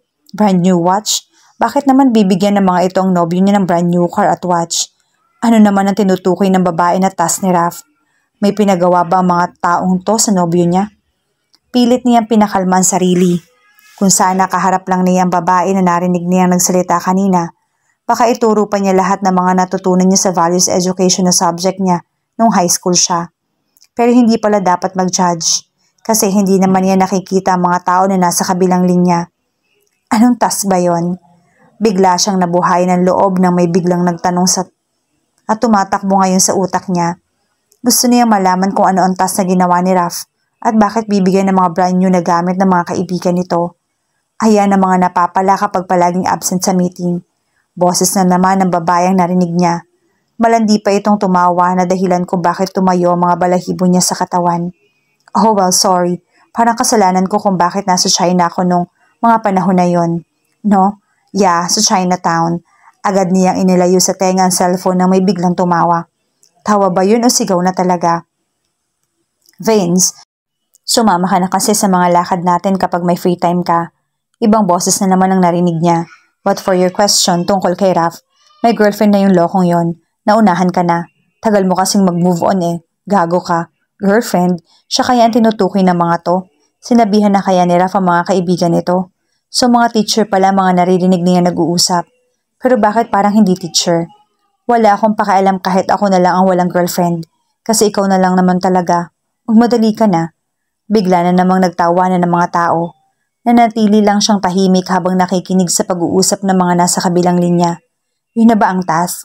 Ang dali lang naman pala eh. Bakit kay Raf niyo binigay yan? At brand new car pa talaga ang reward? Hindi na niya matukoy kung sino nagsalita. Halos magkakapareho na lang ang boses. May twist kasi yon. Alam mo kung ano? Twist? Task? Girlfriend? Ibig bang sabihin ng mga kaibigan ni Raf ay task lang ang nobyo niya kaya siya nito niligawan? At ang pinakamalala, may twist pa. Laro lang ba talaga ang lahat? Mapait niya idiniin ng mga labi niya. Parang ayaw niya nang marinig ang twist na sinasabi ng babae na nagsasalita ngayon. Ang lakas ng pagkabog ng puso niya na mas naging malakas pa sa tanawanan ng mga nasa kabilang linya. Ano? Yung deal nila sa babae na yon. Unfortunately, kailangan ng babae na umalis sa trabaho upang ang lahat ng sweldo ay mapunta kay Raf. One Night Deal with Mr. Billionaire. Tunghayan na po natin ang ika-14 na bahagi. Tanging cellphone lang ang nadala ni Ella nang umalis siya sa bahay ng nobyo niya. Nobyo niya nga ba talaga si Raf o naging nobyo lang niya ang lalaki dahil gusto nitong makuha ang brand new car at brand new nitong relo? Inilapat niya ang noo sa pinto at pumikit. Di naman niya isinisigaw ng puso niya. Sumisigaw ito ng tama na dahil hindi na nito kaya. Bakit hindi pa rin niya madala? Bakit sumusubok pa rin siya? Hindi pa ba siya natuto nang iwanan siya ng una niyang nobyo? Mas magaan pa nga iyon para sa kanya dahil tao ang ipinalit nito sa kanya. Pero si Raf, bagay lang, bagay na nasisira pa. Pinaglalaroan lang siya nito. Pinaglaruan lang nito ang damdamin niya. Mas pinili nito ang sasakyan at relo kumpara sa kanya. Nasaan na ang sinasabi nitong mahal siya nito? Mahal? Hindi naman totoo ang salitang yun eh. Kasi kung totoo yun, bakit nasasaktan ako? Bakit 2 beses pa talaga akong naloko? Tumalikod siya upang ang likod naman ang ilapat. Kahit anong gawin niyang pagkausap sa mga luha niya, ay hindi pa rin iyon nakikinig. Patuloy pa rin sa pagtulo na para bang ayos lang kahit masira ang makeup niya. Akala niya talaga maayos na ang lahat. Akala niya totoo ang lahat na pinakita ni Raf sa kanya gaya ng sinabi nito. Akala niya hindi to seryoso sa deal gaya ng sinasabi nito sa kanya. Akala niya mahal talaga siya ni Raf. Akala lang pa talaga niya ang lahat. Tinignan niya ang ulap na parang sasabayan pa ang paghinagpis niya. Maitim na iyon na tila dinadamahan ng paghinagpis niya. Gusto niya magtanong kung bakit ganito ang buhay niya. Bakit lahat ng lalaki na naging bahagi ng buhay niya ay iniiwan din siya? Hindi ba siya karapat-dapat na mahalin? Wala ba siyang karapatan na maging masaya? Muntikan na niyang mabitawan ang hawak na cellphone nang bigla iyong nag-vibrate. Mas hinigpitan niya ang paghawak bago hinarap iyon sa sarili upang mabasa kung anong notification ang natanggap niya. Mas lalong nalukot ang mukha niya nang mabasa na galing iyon sa lalaking naging dahilan kung bakit siya umiiyak. Hindi na siya nag-abala na buksan pa ang cellphone upang mabasa ang buong mensahe. Hinanap lang naman siya nito at parang wala itong kaalam-alam sa mga nangyayari. Mukhang wala naman siguro talagang nararamdaman si Raf sa kanya. Pero kung pagbabasihan ang mga inaakto nito, ay parang may nararamdaman ito. Siguro magaling lang talagang umakting si Raf. Siya lang naman itong hindi marunong magdrama. Bigla na namang nag-vibrate ang cellphone niya. Iba na ang nakita niya sa cellphone niya. Mukha na iyon ni Raf na nilalagay niya sa contact. Tinawagan siya ng lalaki. Nagtataka na siguro ito kung bakit wala siya sa bahay nito. Gusto na lamang niyang pumikit upang hindi na mabasa ang laman ng kanyang cellphone. Pero mas pinili na lamang niyang patayin ang cellphone upang hindi na siya nito makontak. Wala naman silang dapat pag-usapan pa. Malinaw na sa kanya ang lahat na pinaglalaroan lang siya nito. Ang mas malala pa, ginagamit lang siya nito upang magawa ang task na pinapagawa ng mga kaibigan nito. Ginamit lang siya ni Raf upang makuha ang gusto nito. Shit, mukhang mas masakit yon. Tila may humawak sa puso niya upang kurutin iyon ng kurutin. Para may mga langgam na nasa loob ng dibdib niya at kinakagat iyon. Ang sakit-sakit na ginagawa nito sa kanya. Parang ayaw niyang tanggapin. Wala sa sariling binuksan niya ang pinto at isinara iyon. Hindi pa nga niya tuluyang na isasara ang pinto ay nakita niya na ang mama niya sa salas. At may dalang tabo upang diligan ng mga alaga nitong bulaklak. Wala siyang nabasa na emosyon dito. Maliban sa mga mata nitong parang may sinasabi. Pero hindi lang niya alam kung ano. Tumango siya sa kanyang mama at tuluyan ng isinara ang pinto. Mukhang kailangan ulit niyang mag-move on. Hanggang kailan ulit? 1 taon? 2 taon? 3? 4? O baka 5? Sana hindi ko nakilala si Raf. Sana hindi ako pumayag na maging teacher ng mga bata. Sana hindi ako pumayag na sinabi ni Kapitan na may kasama ako. Sana hindi ko nilapitan si Raf. Sana hindi ko siya sinundan. Wala naman akong pakialam dapat kahit pamalasing siya eh. Sana hindi ako pumayag sa deal na yon. Sana hindi ako naniwala sa mga kasinungalingan niya. Binato niya ang cellphone sa sahig. Pumalot sa buong bahay ang ingay na dulot ng pagbagsak ng kanyang cellphone. Pwisit. Padabog niyang isinara ang pinto na makapasok siya sa loob ng kanyang kwarto. Ang hindi lang niya talaga maintindihan ay kung bakit siya palaging nagkakaganito. Kung bakit palaging mali ang mga taong napipili niya. Kung bakit nauuwi siyang nasasaktan. Kung bakit palagi siyang umuuwing luhaan. May step na ba na nakalimutan niyang gawin? May kailangan pa ba siyang sundin? Ano ba talagang kulang? Ano bang mali niya? Ano bang hindi niya nagawa? Nang makahiga siya ay hinarap niya ang kisame, pero mas lalo lang sumikip ang dibdib niya nang maalala na nakapasok din pala si Raf sa kwarto niya. Paano niya makakalimutan ang lalaki kung sa lahat na yata ng parte ng bahay nila ay may alaala siya rito? Mas malala pa yata ito sa unang nobyo niya. Nagmadali ba talaga siya sa pagpili? Nagmadali ba talaga siya sa pagsagot kay Raf? Isa ba iyon sa mga mali niya? Dapat ba kinilala muna niya ang lalaki bago niya sinagot? Dapat ba hindi muna siya naniwala? Sinabunutan niya ang sariling buhok. Mukhang mababaliw na yata siya kakaisip kung ano ba talaga ang mali niya. Pero siguro, lahat ng ginawa niya ay mali. Bakit ba kasi ang dali mong maniwala, Ella? Ang gaga mo. Ang gaga-gaga mo. Puwise talaga. Tanga. Pumangon siya mula sa pagkakahiga at nag-engine seat. Kaharap niya ang salamin at pinagmamasdan niya ang sarili. Ang ganda niya nung lumabas siya ng kwarto kanina, pero ngayon, daig pa niya ang namatayan. Namatay naman talaga ang puso ko. Pinilit niyang tumawa sa sariling biro, pero hindi niya magawa.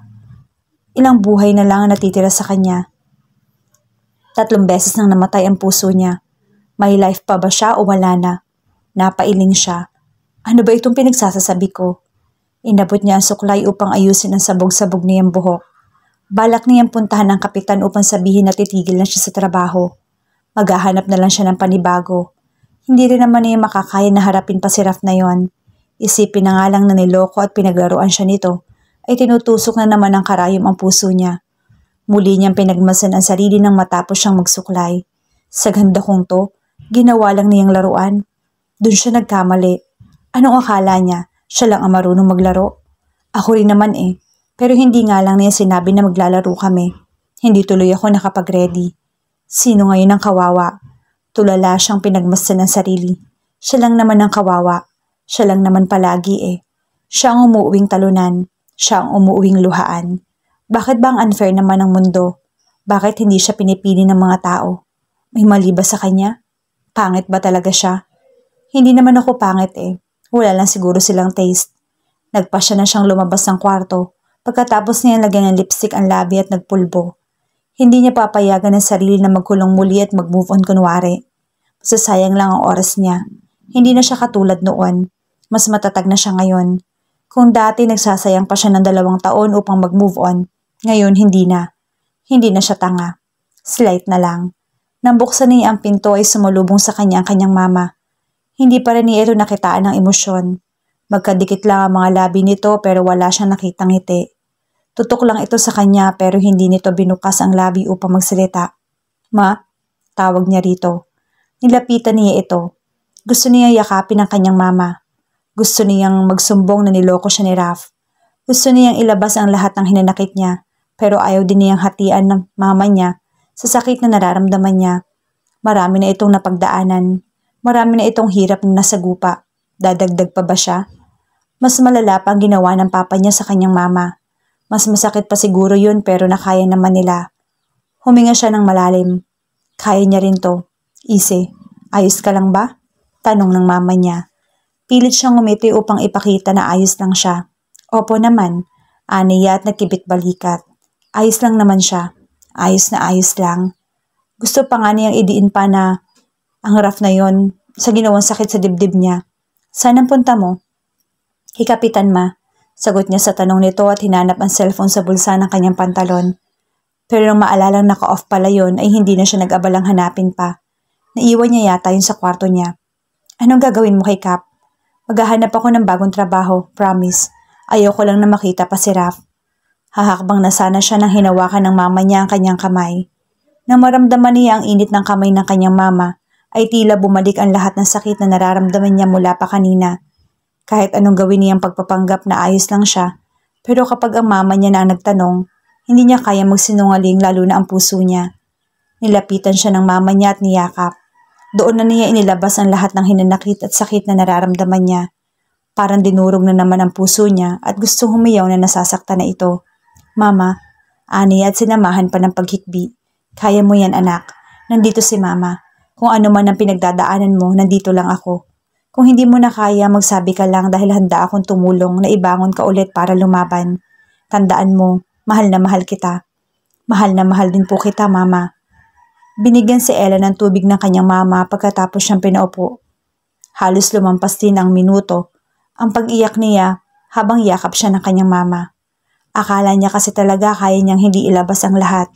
Pero nayakapin siya ng kanyang mama ay nandoon na niya nalaman na hindi pala talaga siya ganoon kalakas. Nawawala talaga ang lakas na inipon niya kapag ang mama niya na ang nagtanong. Her mom is her weakness. Alam naman niyang hindi talaga siya malakas pero pinipilit niya. Lahat naman ng tao ay may kahinaan, pati rin siya. Lahat ng tao maaaring umiyak kapag hindi kaya. Ganoon din siya. Hindi niya na kaya nang malaman niya ang ginawa ni Raf sa kanya. Hindi niya kayang tanggapin. Ngayon talaga, ang hirap nang alamin kung sino ang totoo at hindi. Ang hirap nang alamin kung sino nagkukunwari at sinong hindi. Ang hirap malaman kung peke ba ang kaharap o hindi. Sana may bagay na naimbento upang malaman kung kasinungalingan ba ang sinasabi ng tao o nagsasabi ito ng totoo. Dinala niya ang baso sa kanyang bibig upang inumin ang laman niyon. Hiniling niya na sana sa kanyang pag-inom ng tubig ay madala ang mga sakit na nasa puso niya. Pero kahit pa siguro ilang beses niya iyong hilingin, ay hindi agad-agad na mawawala ang tila kutsilyo na nakatusok sa kanyang dibdib. Nag-away ba kayo?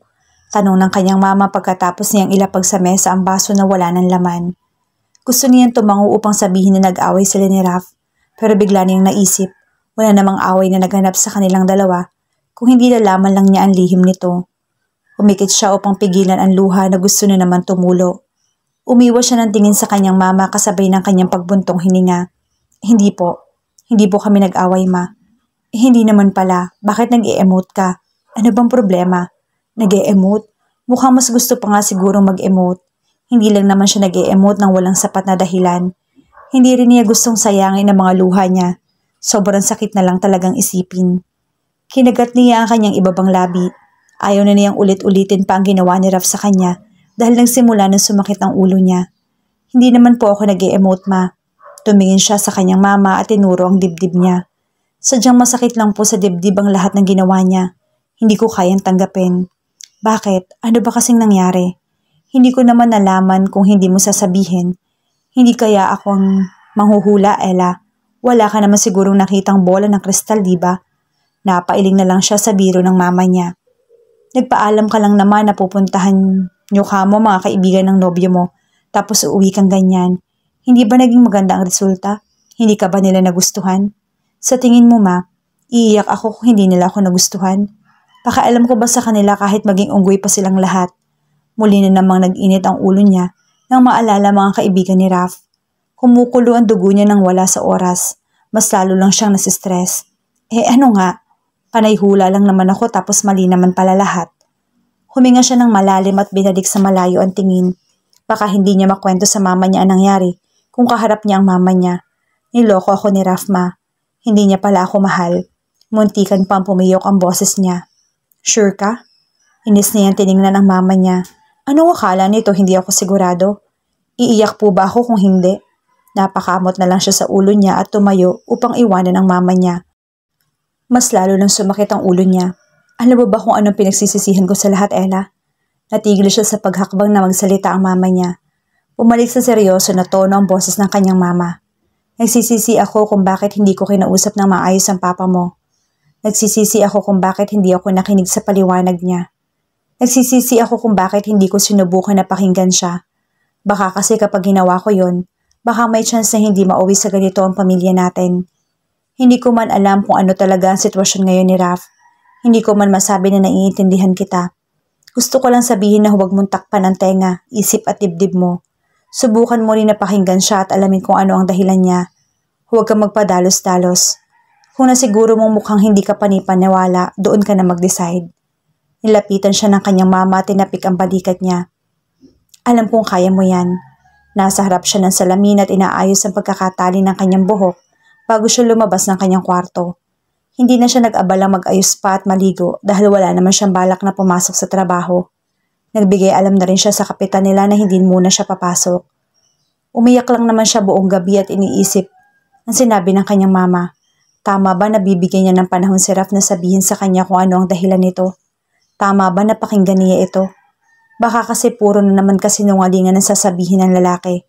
Paano niya malalaman kung nagsasabi nga ito ng totoo o hindi? Nang buksan niya ang pinto at pumunta siya sa sala, ay laking gulat niya na makita niya si Raf na nakaupo sa sofa at may hawak na bulaklak. Hindi nakaiwas sa mga mata niya sa magandang bouquet na dala ni Raf. Sobrang ganda talaga ng rose. Kahit pa siguro araw-araw niya ito makikita ay hindi talaga siya magsasawa. Bakit ka nandito? Tanong niya kay Raf. Nilibot niya ang tingin sa buong sala. Sinigurado niyang ang mama niya ang nagpapasok sa lalaki. Mukhang pinipili talaga nito na magkausap sila ni Raf. Pero paano naman kasi kung totoo ang lahat? E di mas lalo siyang masasaktan. Bakit naka-off ang cellphone mo? Tanong nito sa kanya sa halip na sagutin ang tanong niya. Cellphone ko? Napaismid siya at tinuro ang cellphone niya na nasa sahig. Ayun, basag. Tumingin si Raf sa sahig at tinuro niya. Basag ang screen ng cellphone niya na itinapon niya pala kahapon, dala ng inis niya. Ibinalik niya sa tingin kay Raf. Naningkit ang mga mata nito na magtagpo ang kanilang mga mata. Naalala mo ang sinabi ko sa iyo tungkol sa totoo kong mami? Panimula nito at hindi binawi ang tingin sa kanya. Nagkibit balikat siya at nilampasan ng lalaki. Wala akong panahon na makinig pa sa kwento mo. Hindi ko totoong ina si Nanay Nida. Ang kapatid niya ang biological mother ko. Napahinto siya nang marinig ang katotohanan na iyon. Hindi nito totoong nanay si Manang Nida. Sino ang totoong ina nito? Si Governor ang totoo kong ina. Noong bata pa ako, tuwang-tuwa ako nang malaman kong isa palang governor yung mami ko. Sino ba namang hindi matutuwa sa balitang yun, hindi ba? Pero nang malaman ko na anak niya pala ako sa pagkadalaga at kinakahiya niya pala ako, biglang nagbago ang lahat. Sino ba namang anak ang matutuwa kapag nalamang kinakahiya ka pala at iniisip na isang kamalasan na ipinanganak siya? Wala, Ella. Isang pagkakamali at kamalasan ang tawag sa akin ng pamilya ko. Maliban sa isang dungis ako kapag sumali sa politika ang mami ko. Isang malaking issue kapag nalaman ng publiko na isang anak ng politician ay nabuntis at hindi pa pinanagutan. Dinala ni mami sa Canada upang doon ako isilang at nang makauwi sa Pilipinas ay inako ako ni Nana Nida. Pero alam mo kung ano yung pinagpapasalamat ko? Sinulya pa niya si Raf. Pinagpapasalamat ko na hindi nila ako pinatay. Wala siyang mahanap na salita upang ibigay kay Raf. Hindi niya alam na ganito pala ang kwento nito. Kaya pala galit na galit ito tuwing kinatawag na pamangkin ng governor nung may activity sila sa City Hall. Kahit siya, hindi niya alam kung ano ang ire-react. Baka mas malala pa nga ang gawin niya sa ginawa ni Raf. At yung deal, mahina itong tumawa. Nakwento ko kasi sa mga kaibigan ko ang tungkol doon. Walang tas na nangyari, Ella. Napahilamos ito sa mukha at hinarap siya. Nakalimutan mo bang mga teacher, mga kaibigan ko? DepEd teacher. Diyos ko, sa tingin mo, saan kukuha ng pera mga loko-lokong yon? Brand new car at relo pa talaga. Saan kukuha ng pera mga kaibigan ko para kumuha ng ganun kamahal? Puro loan nga yun sa bangko eh. Ano ba naman yan? Na masulya pa niya ang pamaypay ng mama niya ay kinuha niya iyon at ibinato kay Raf. Lintik, naisahan na naman niya ako. Bakit hindi niya naisip yon? Loko-loko ka pala eh. Sigaw niya at kumuha pa naman ng bagay na nasa malapit sa pwesto niya at binato kay Raf. Magsama kayo ng mga kaibigan mo. Ella naman, hindi ko kasalanan yon. Alam mo bang umiyak ako kasi akala ko totoo yon? Sino ba naman kasing nagsabi sa'yo na maniwala ka sa kanila? So kasalanan ko pa talaga. Lumapit siya kay Raf at kinurot ito sa tagiliran. Kasalanan niyo ng mga kaibigan mo. Oo na. I love you. One Night Deal with Mr. Billionaire. Tunghayan na po natin ang wakas na bahagi. Can't you forgive me? Lihim na napangiti si Ella sa tanong ni Raf. Hindi na niya mabilang kung pang ilang tanong na ni Raf iyon. 5, 6, 7, o baka lang 10 na. Hindi siya sigurado. Nakanguso pa itong nakatingin sa kanya habang hawak ang kamay niya na hinahalikan nito. Seryoso talaga itong hinihingi ang kapatawaran niya. Kahit wala naman talaga itong nagawang kasalanan sa kanya. Gusto niya tuloy na tuksuhin pa ito at umaktong hindi niya talaga mapapatawad. Naiinis siya sa sarili niya. Nagsayang lang tuloy siya ng luha sa walang kwentang dahilan. Tama pala ang mama niya. Sana nagtanong muna siya kay Raf bago nag-emote. Di sana, hindi mugto ang mata niya tulad ngayon. Hindi. Sagot niya kay Raf at iniiwas sa mga mata. Baka mabasa ni Raf nag-iinarte lang siya, kahit nag-iinarte lang naman talaga. Hindi naman niya kaya magalit kay Raf. lalo na kapag nagpa-cute ito. Bakit? Are you still mad? Umismid siya at sineryoso ang pag-acting niya. Sana man lang ay umasenso ang talent niya sa pag-acting. Kahit man lamang 1%. Oo, bakit? Basta, are you still mad? Tanong na naman ito paglipas ng 1 minuto. Oo, bakit? Basta nga, ang kulit mo. Binawi niya ang kamay at pumasok sa kwarto. Isasara na sana niya ang pinto pero nakapasok na si Raph at tiningnan ang mukha niya. Are you still mad? Oo nga, paulit-ulit ka naman. Bakit? Kasi, galit ako kasi galit ako sa'yo. Bakit? Hindi na lang niya sinagot si Raph. Paulit-ulit lang naman. Lapit ka nga. Aniya na makaupo na siya sa kama. Bakit? Galit ka eh. Basta lumapit ka. Nang makalapit na si Raph at lumuhod sa harap niya, ay hinaplos niya ang mukha nito at sinakop ang mga labi. I love you, Raph. Palihim na inaamoy ni Ella ang leeg ni Raph habang magkayakap sila.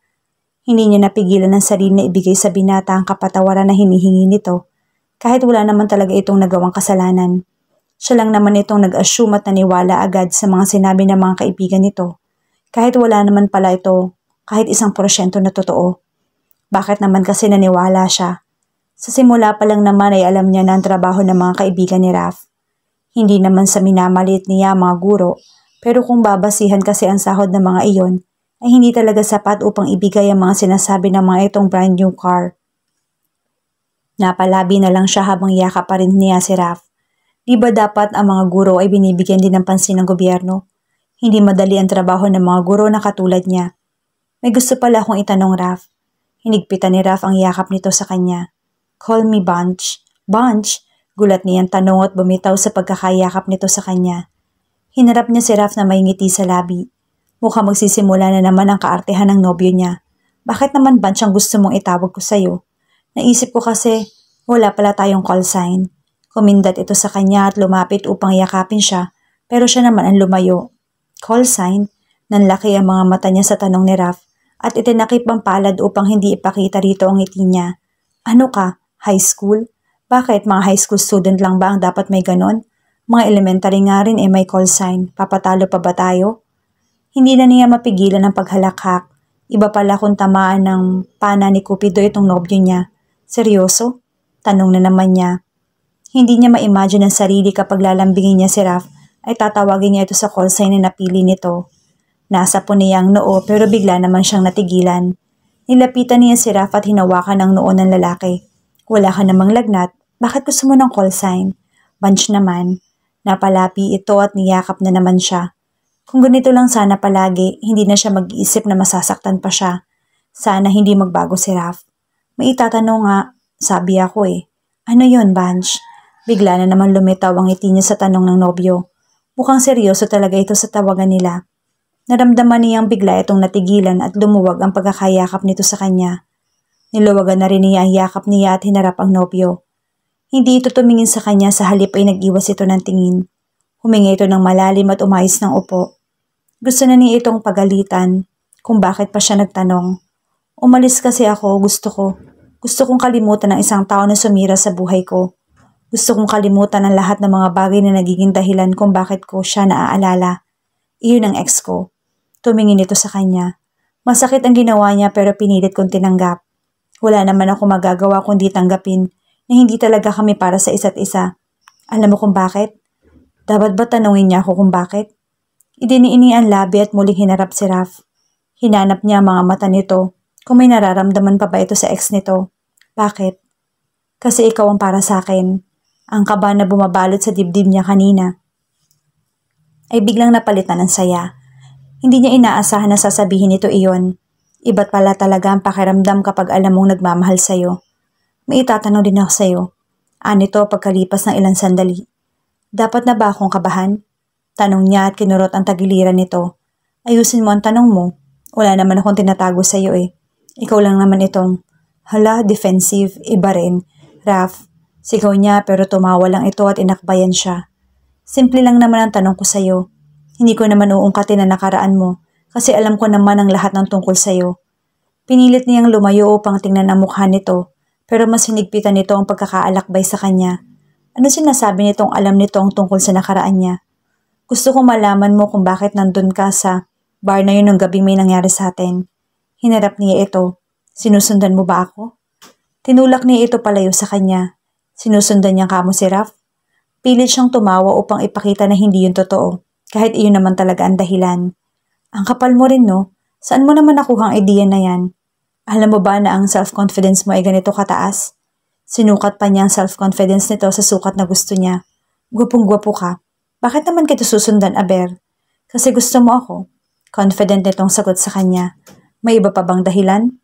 Napalunok siya ng laway at inikutan nito ng mata. Ang taas talaga ng confidence level ng nobyo niya.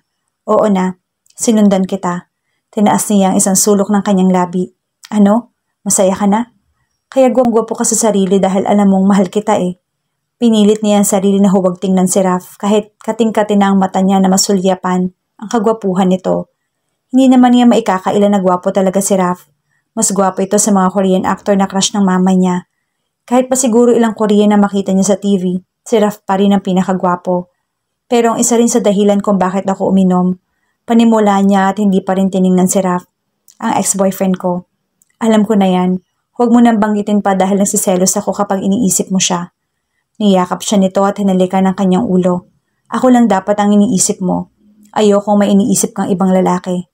Napangiti na lang siya at gumanti ng yakap kay Raf. Seloso rin naman pala bakit pa nagtatanong. Pero wala na yon. Wala na yung feelings ko sa ex ko. Sabay nilang banggit. I love you, Ella. I love you more, Banch. Makalipas ang isang taon. Eto na naman si Kapitan. Nakangiting wika ni Ella habang hawak ang invitation card na inabot niya sa barangay captain nila. Siyempre hindi ko po naman nakakalimutan. Lumapit sa kanya si Raf at inakbayan siya. Nakangiti ito ng sulyapan siya at kinindatan pa ang kapitan nila. Ano Kap? Bilib ka na ba? Napakagwapo pa nito sa harap ng kapitan at sinuklay ang buhok na para bang may pinagbibidahan. Palihim niya itong kinurot sa tagiliran pero hindi man lamang siya nito pinansin. Sabi ko sa iyo Kap bakit ayaw mo kasing maniwala na kaya kong bingwitin tong pinakamagandang guro sa barangay natin? Lumayo ito sa kanya at pinaharap siya rito. Kita mo na, papakasalan pa ako. Hay naku Kap. Aangal pa sana siya pero parang walang narinig ang dalawa. At alam mo ba Kap, in love si Ella sa akin. Hindi to pumapayag kapag hindi nakikita ang kagwapuhan ko. Napailing na lang siya at lumayo sa dalawang lalaki na parang mga ewan. Mabilis na lumipas ang isang taon sa kanilang dalawa ni Raf. Parang kailan lang nung sinusungitan pa siya nito dahil ayaw nitong nakikita siya sa barangay hall. Parang kailan lang nung may panay suliyap lang siya rito at nagkukwento pa sa kanya si Kuya Mark tungkol sa nakaraan ni Raf. Ang bilis talaga ng panahon. Hindi pa nga niya nakakalimutan ang araw na sumakit ang katawan niya dahil sinundan niya si Raf habang nakasuot ng mahabang heels niya at ang mga araw na sinusundan niya ito sa bar na naging dahilan kung bakit nabuo ang deal nila. Nagpakawala siya ng isang malalim na hininga. Kung siguro isusulat ang kwento nila Raf at gagawing movie, kawawang artista na gaganap bilang siya dahil panigurado na sasakit din ang katawan nito kakalakad. Ang lalim nun Mabilis siyang lumingon habang tiningnan kung sino ang bigla na lang lumapit sa kanya. Nakangiting Kuya Mark ang nakita niya. Nagdadalawang isip ka na ba na magpakasal sa lalaking yon? Tanong nito sa kanya at ngumuso upang ituro ang nobyo niya. Kapag nagpakasal na ba kayo, babalikan na kayo rito? Kumembot pa siya upang patumbahin ang lalaki gamit ang balakang niya. Naaamoy niya na ayaw nitong umalis sila bilang guro. Napangiti siya pagkatapos niyang gawin yon. Wala naman talaga siyang plano na umalis sa trabaho kahit na may negosyo na sila ng mama niya. Tinulungan sila ng mami ni Raf na magtayo ng negosyo noong nakaraang taon. Masaya siya nitong tinanggap at wala siyang makitang ayaw siya nito para sa anak. Binigyan din niya ito ng puhunan ng mama niya at ang nanay ni Raf na ginamit naman ng ina nila upang magpatayo ng bakery sa kanilang lugar. At tabi ng bakery ay may maliit na espasyo kung saan nalaman ng maraming DVDs for rent. Pero nang tingnan niya kung ano ang mga DVDs na yon ay napailing na lang siya. Lahat ay Korean drama. Hindi nga siya nagkamali na magkakasundo ang dalawa na adik sa mga Koreano. Samantalang sila ni Raf, napagkasunduan nilang magtayo ng computer shop na malapit din sa bakery ng mga magulang nila. Kompleto iyon sa mga gamit at may aircon pa, kaya dinadagsa ng mga bata. Hindi lang ang mga bata ang pumupunta sa computer shop, kundi pati na rin mga estudyante na kailangan ng madali ang encoding. Natatakot ka ba kuya? Tukso niya sa lalaki. Don't worry, hindi mawawalan ng magandang dilag ang barangay hall na to. Kinaway niya ng kapitan nila at sumigaw, Di ba Kap? Maganda ako? Natawa na lang siya nang itinaas ng kapitan nila ang kamay nito at nag-thumbs up. Kita mo na? Tukso naman niya kay Kuya Mark. Sabi ko sa'yo maganda ako. Napailing na lang ang lalaki at naglakad palayo sa kanya. Ella, dapat ninang ako ha? Panay tango si Ella kapag may konsehal na lumalapit sa kanya at sinasabing dapat ninong o ninang sila. Sino ba naman siya upang tanggihan ang napakagandang offer na yon? Ang isa sa tamang desisyon na nagawa niya sa buong buhay niya ay ang pagpayag niya sa offer ng barangay captain nila. Marami siya nakilala mga mababait na tao na handang tumulong sa kanya at ibalik ang ngiti sa labi niya. At ang pinaka-importante ay nakilala niya si Raf. Ang Raf na hindi niya ikinaakalang bubuo sa buhay niya. Ay, hindi ka pwede, konsehal. Tanggi naman ni Raf na nasa tabi niya at kumakain ng turon. May utang ka pa kaya sa akin na 100? Ang sabi mo babayaran mo yun kapag nakasweldo ka na. Ilang sweldo na ba ang dumaan? Di mo pa rin binabayaran. Yumakap ang tawanan sa loob ng opisina. Sinikoy niya si Raf pero hindi pa rin ito nagpatinag. Patuloy pa rin ito sa pagmuya samantalang siya ay nasa puna lang niya ang kanyang noo. Ganon. Hinarap na lalaking konsehal si Raf na sinabihan nitong may utang kuno. Kung kwentuhin ko kaya yung toro na kinain mo ngayon at nung nakaraan, isali na rin natin ang toro na kinain mo rin nung 1 linggo. Magkano na kaya yun, no? Baka nga kapag binilang natin yun, ikaw pa ang may utang. Konsehal, sino ba nagsabing may utang ka sa akin? Bawi ni Raf na naging dahilan ng pagtawa na naman nila. Loko-loko talaga. Ani at napailing na naman siya. Mabilis ka naman pala kausap Ani to at tumayo. O paano? Aalis muna ako, Kap. May ititinda pa ako na turon. Ihahatid ko na sa bahay niyo. Nagtawanan na naman ang mga konsehal at may nagsabi pa nga na maghatid din ito sa kanilang bahay.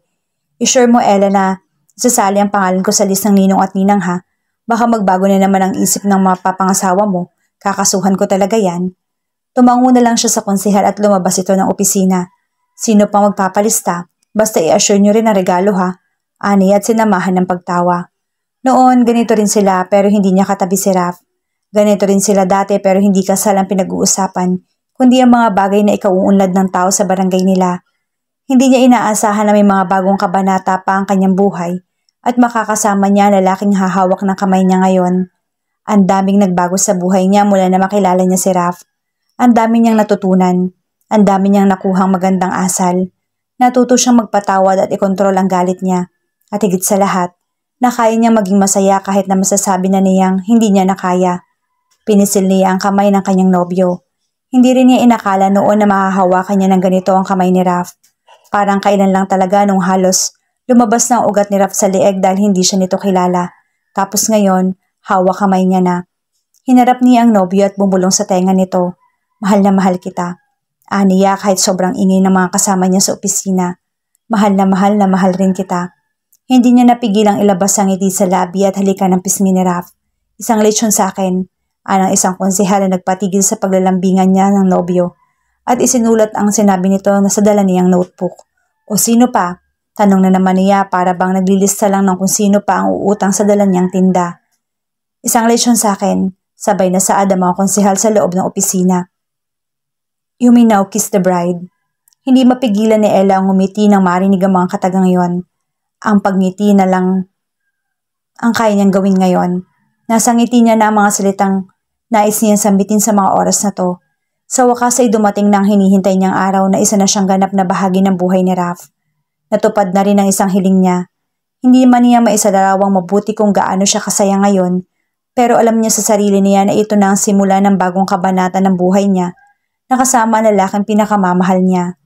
Mas lalong hindi niya maisalarawan kung gaano kalakas ang tibok ng puso niya na magtagpo ang mga labi nila ng asawa. Ang alam lang niya, hindi niya narinig na maayos ang sigaw ng mga tao na nagsasaksi sa pag-iisang dibdib nila ni Raf. Wala siyang ibang narinig kundi ang malakas na tibok ng kanyang puso at ang pagsigaw ng luha niya na gusto pa naman ulit na tumulo. Na maghiwalay ang kanilang mga labi ay nilapit ni Raf ang bibig nito sa kanyang tenga. I'm so lucky to be your husband. I love you, Bunch. Naging alipin na yata siya ng salitang kilig nang hindi na naman niya mapigilan ang pagngiti. Hindi pa rin talaga siya nakakaget over tuwing ginagamit ni Raf ang call sign kuno nila. Hindi naman sa ayaw niya sa call sign nila, kundi hindi lang siya makapaniwala na may ganoong side pala ang binata.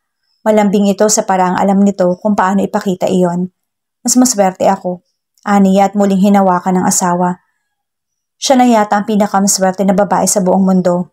Cliché man na pakinggan pero iyon ang nararamdaman niya. Gusto niyang tumalon sa tuwa. Gusto niyang ngumiti. Bawat kwento may aral. Bawat hirap may nakakuhang aral. Bawat iyak may tuwa. Bawat lungkot may katapusan. At kung tatanungin siya kung ano ang natutunan niya, isa roon ay ang mga tutulong sa iyo kapag nahihirapan ka na. Hindi mo solo ang problema. May lalapit sa iyong tao na tutulungan ka. Hindi rin lahat na nilapitan mo ay tutulungan ka. Pero asahan mo may lalapit sa iyong upang samahan ka. Isa na rin roon ang tao na tumulong sa kanya yung mama niya. Kahit minsan hindi siya maintindihan, ang mga pinagsasasabi nito sa kanya ay hindi siya nito iniwan sa mga panahong hindi niya nakaya. Hindi siya nito iniwan ng mga panahong nag-iinarte siya sa buhay. Ang swerte niya na rin naging mama niya ito. Kung may tao man na hindi niya kayang bayaran, iyon ay ang mama niya. Isa rin si Raf sa mga tumulong sa kanya upang muling magpatuloy. Si Raf din na nagmulat sa kanya na kaya niya magpatawad. Kaya nang harapin ang lahat at bumitaw kapag hindi na kaya. At isa rin si Raf na nagpadilat sa kanya na kaya pa rin niyang magmahal. Hindi pa rin sarado ang buhay niya para sa mga bagong kabanata. Handa niyang muling tumapak pa at magbukas ng bagong daan kasama ang pamilya niya. Heto na ang bagong kasal. Bigyan ng daan. Diyos mio, huwag ninyong harangan ng daan. Mga bata, lumayo muna kayo. May free balat na lechon kayo mamaya. Pangako. Boses ng kapitan nila nagpagising sa kanya. Muli na naman siyang umiti habang pinagmamasa ng kapitan nila na hindi na alam kung anong gagawin upang pilitin na sumunod dito ang mga estudyante nila ni Raf. Pero imbis na lumayo ay nagsilapitan pa sa kanila ng asawa niya at niyakap sila. Nakita niyang nasapon ng kapitan ang sariling noo. Diyos mio, bakit ang kukulit ng mga batang to? Sigaw ng kapitan nila pero baliwala sa mga bata. Salamat, bulong ni Ella kay Raf nang tulungan siya nitong buksan ang zipper ng kanyang suot na gown. Nakahinga na rin siya ng maluwag, natapos na rin ang resepsyon ng kasal nila at nagsiuwian ng mga tao. Sa halip na tulungan siya ni Raf upang hubarin ang gown, ay hinalikan lang nito ang balikat niya. Bakit ka nagpapasalamat? Tanong nito sa kanya at hinalikan ang kanyang leeg. Wala sa sariling inipit niya ang leeg upang hindi makalapit doon ang labi ng asawa. Biglang may dumali na kuryente sa kanyang katawan nang halikan siya ni Raf. Kailangan ba may rason? Tanong niya at hinubad ang kanyang gown. Bigla yatang uminit ang loob ng kwarto nila. Thank you. Thank you kasi nandito ka pa rin kahit ganito lang ako. Anong ganyan ka lang? Hinawakan nito ang kanyang pisngi at pinaharap siya rito. Mahal kita, tapos sasabihin mo lang na ganito ka lang. Ang ganda-ganda ng asawa ko at ang bait-bait mo nga eh. Hindi ako makakahanap ng babaeng kasing ganda at bait mo. Inilapit nito ang bibig sa kanyang tenga. At kasing sarap mo. Natatawa siyang lumayo sa asawa at kinurot ang tagliran nito. Ang bastos na naman kasi ng bibig. Grabe ka sa akin ha. Muli na naman niya itong kinurot. Ano akala mo sa akin pagkain? Pinandilatan pa niya ito ng mata pero humagihikik lang ito at ginapos sa mga kamay niya. Oo, sa bandang baba. Binasa nito ang labi habang nakatingin sa bandang hita niya. Sobrang sarap na pagkain at kahit saang tindahan ako bumili, walang ganyang kasarap na putahe. Bibig mo, reklamo niya at tinakpan ang bibig ng asawa. Baka may makarinig sa'yo. Umuwi na sila mama. Baka nasa bakery na ang mga yun at nanonood ng Korean. Niyakap niya si Raf. Hindi masukat ang saya na nararamdaman niya ngayon. Hindi pa rin talaga siya makapaniwala na asawa niya na ang lalaking sinusundan niya lang noon. Hindi pa rin talaga kayang tanggapin ng sistema niya na ang lalaking mahal niya ay mahal rin pala siya. Kung siguro hindi niya ito sinundan noon at hindi nabuo ang loko-lokong deal na yon, hindi niya alam kung saan siya pupulutin ngayon. Kung ang salitang pasasalamat at kung iisa-isahin niya mga magandang bagay na dumating sa buhay niya, kulang ang salitang saya kung ihahambing sa nararamdaman niya ngayon.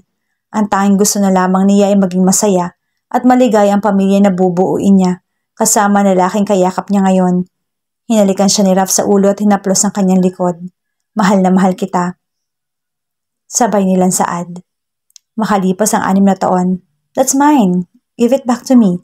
Agad na napalingon si Ella nang marinig ang boses ng kanyang anak na parang may kaaway na naman.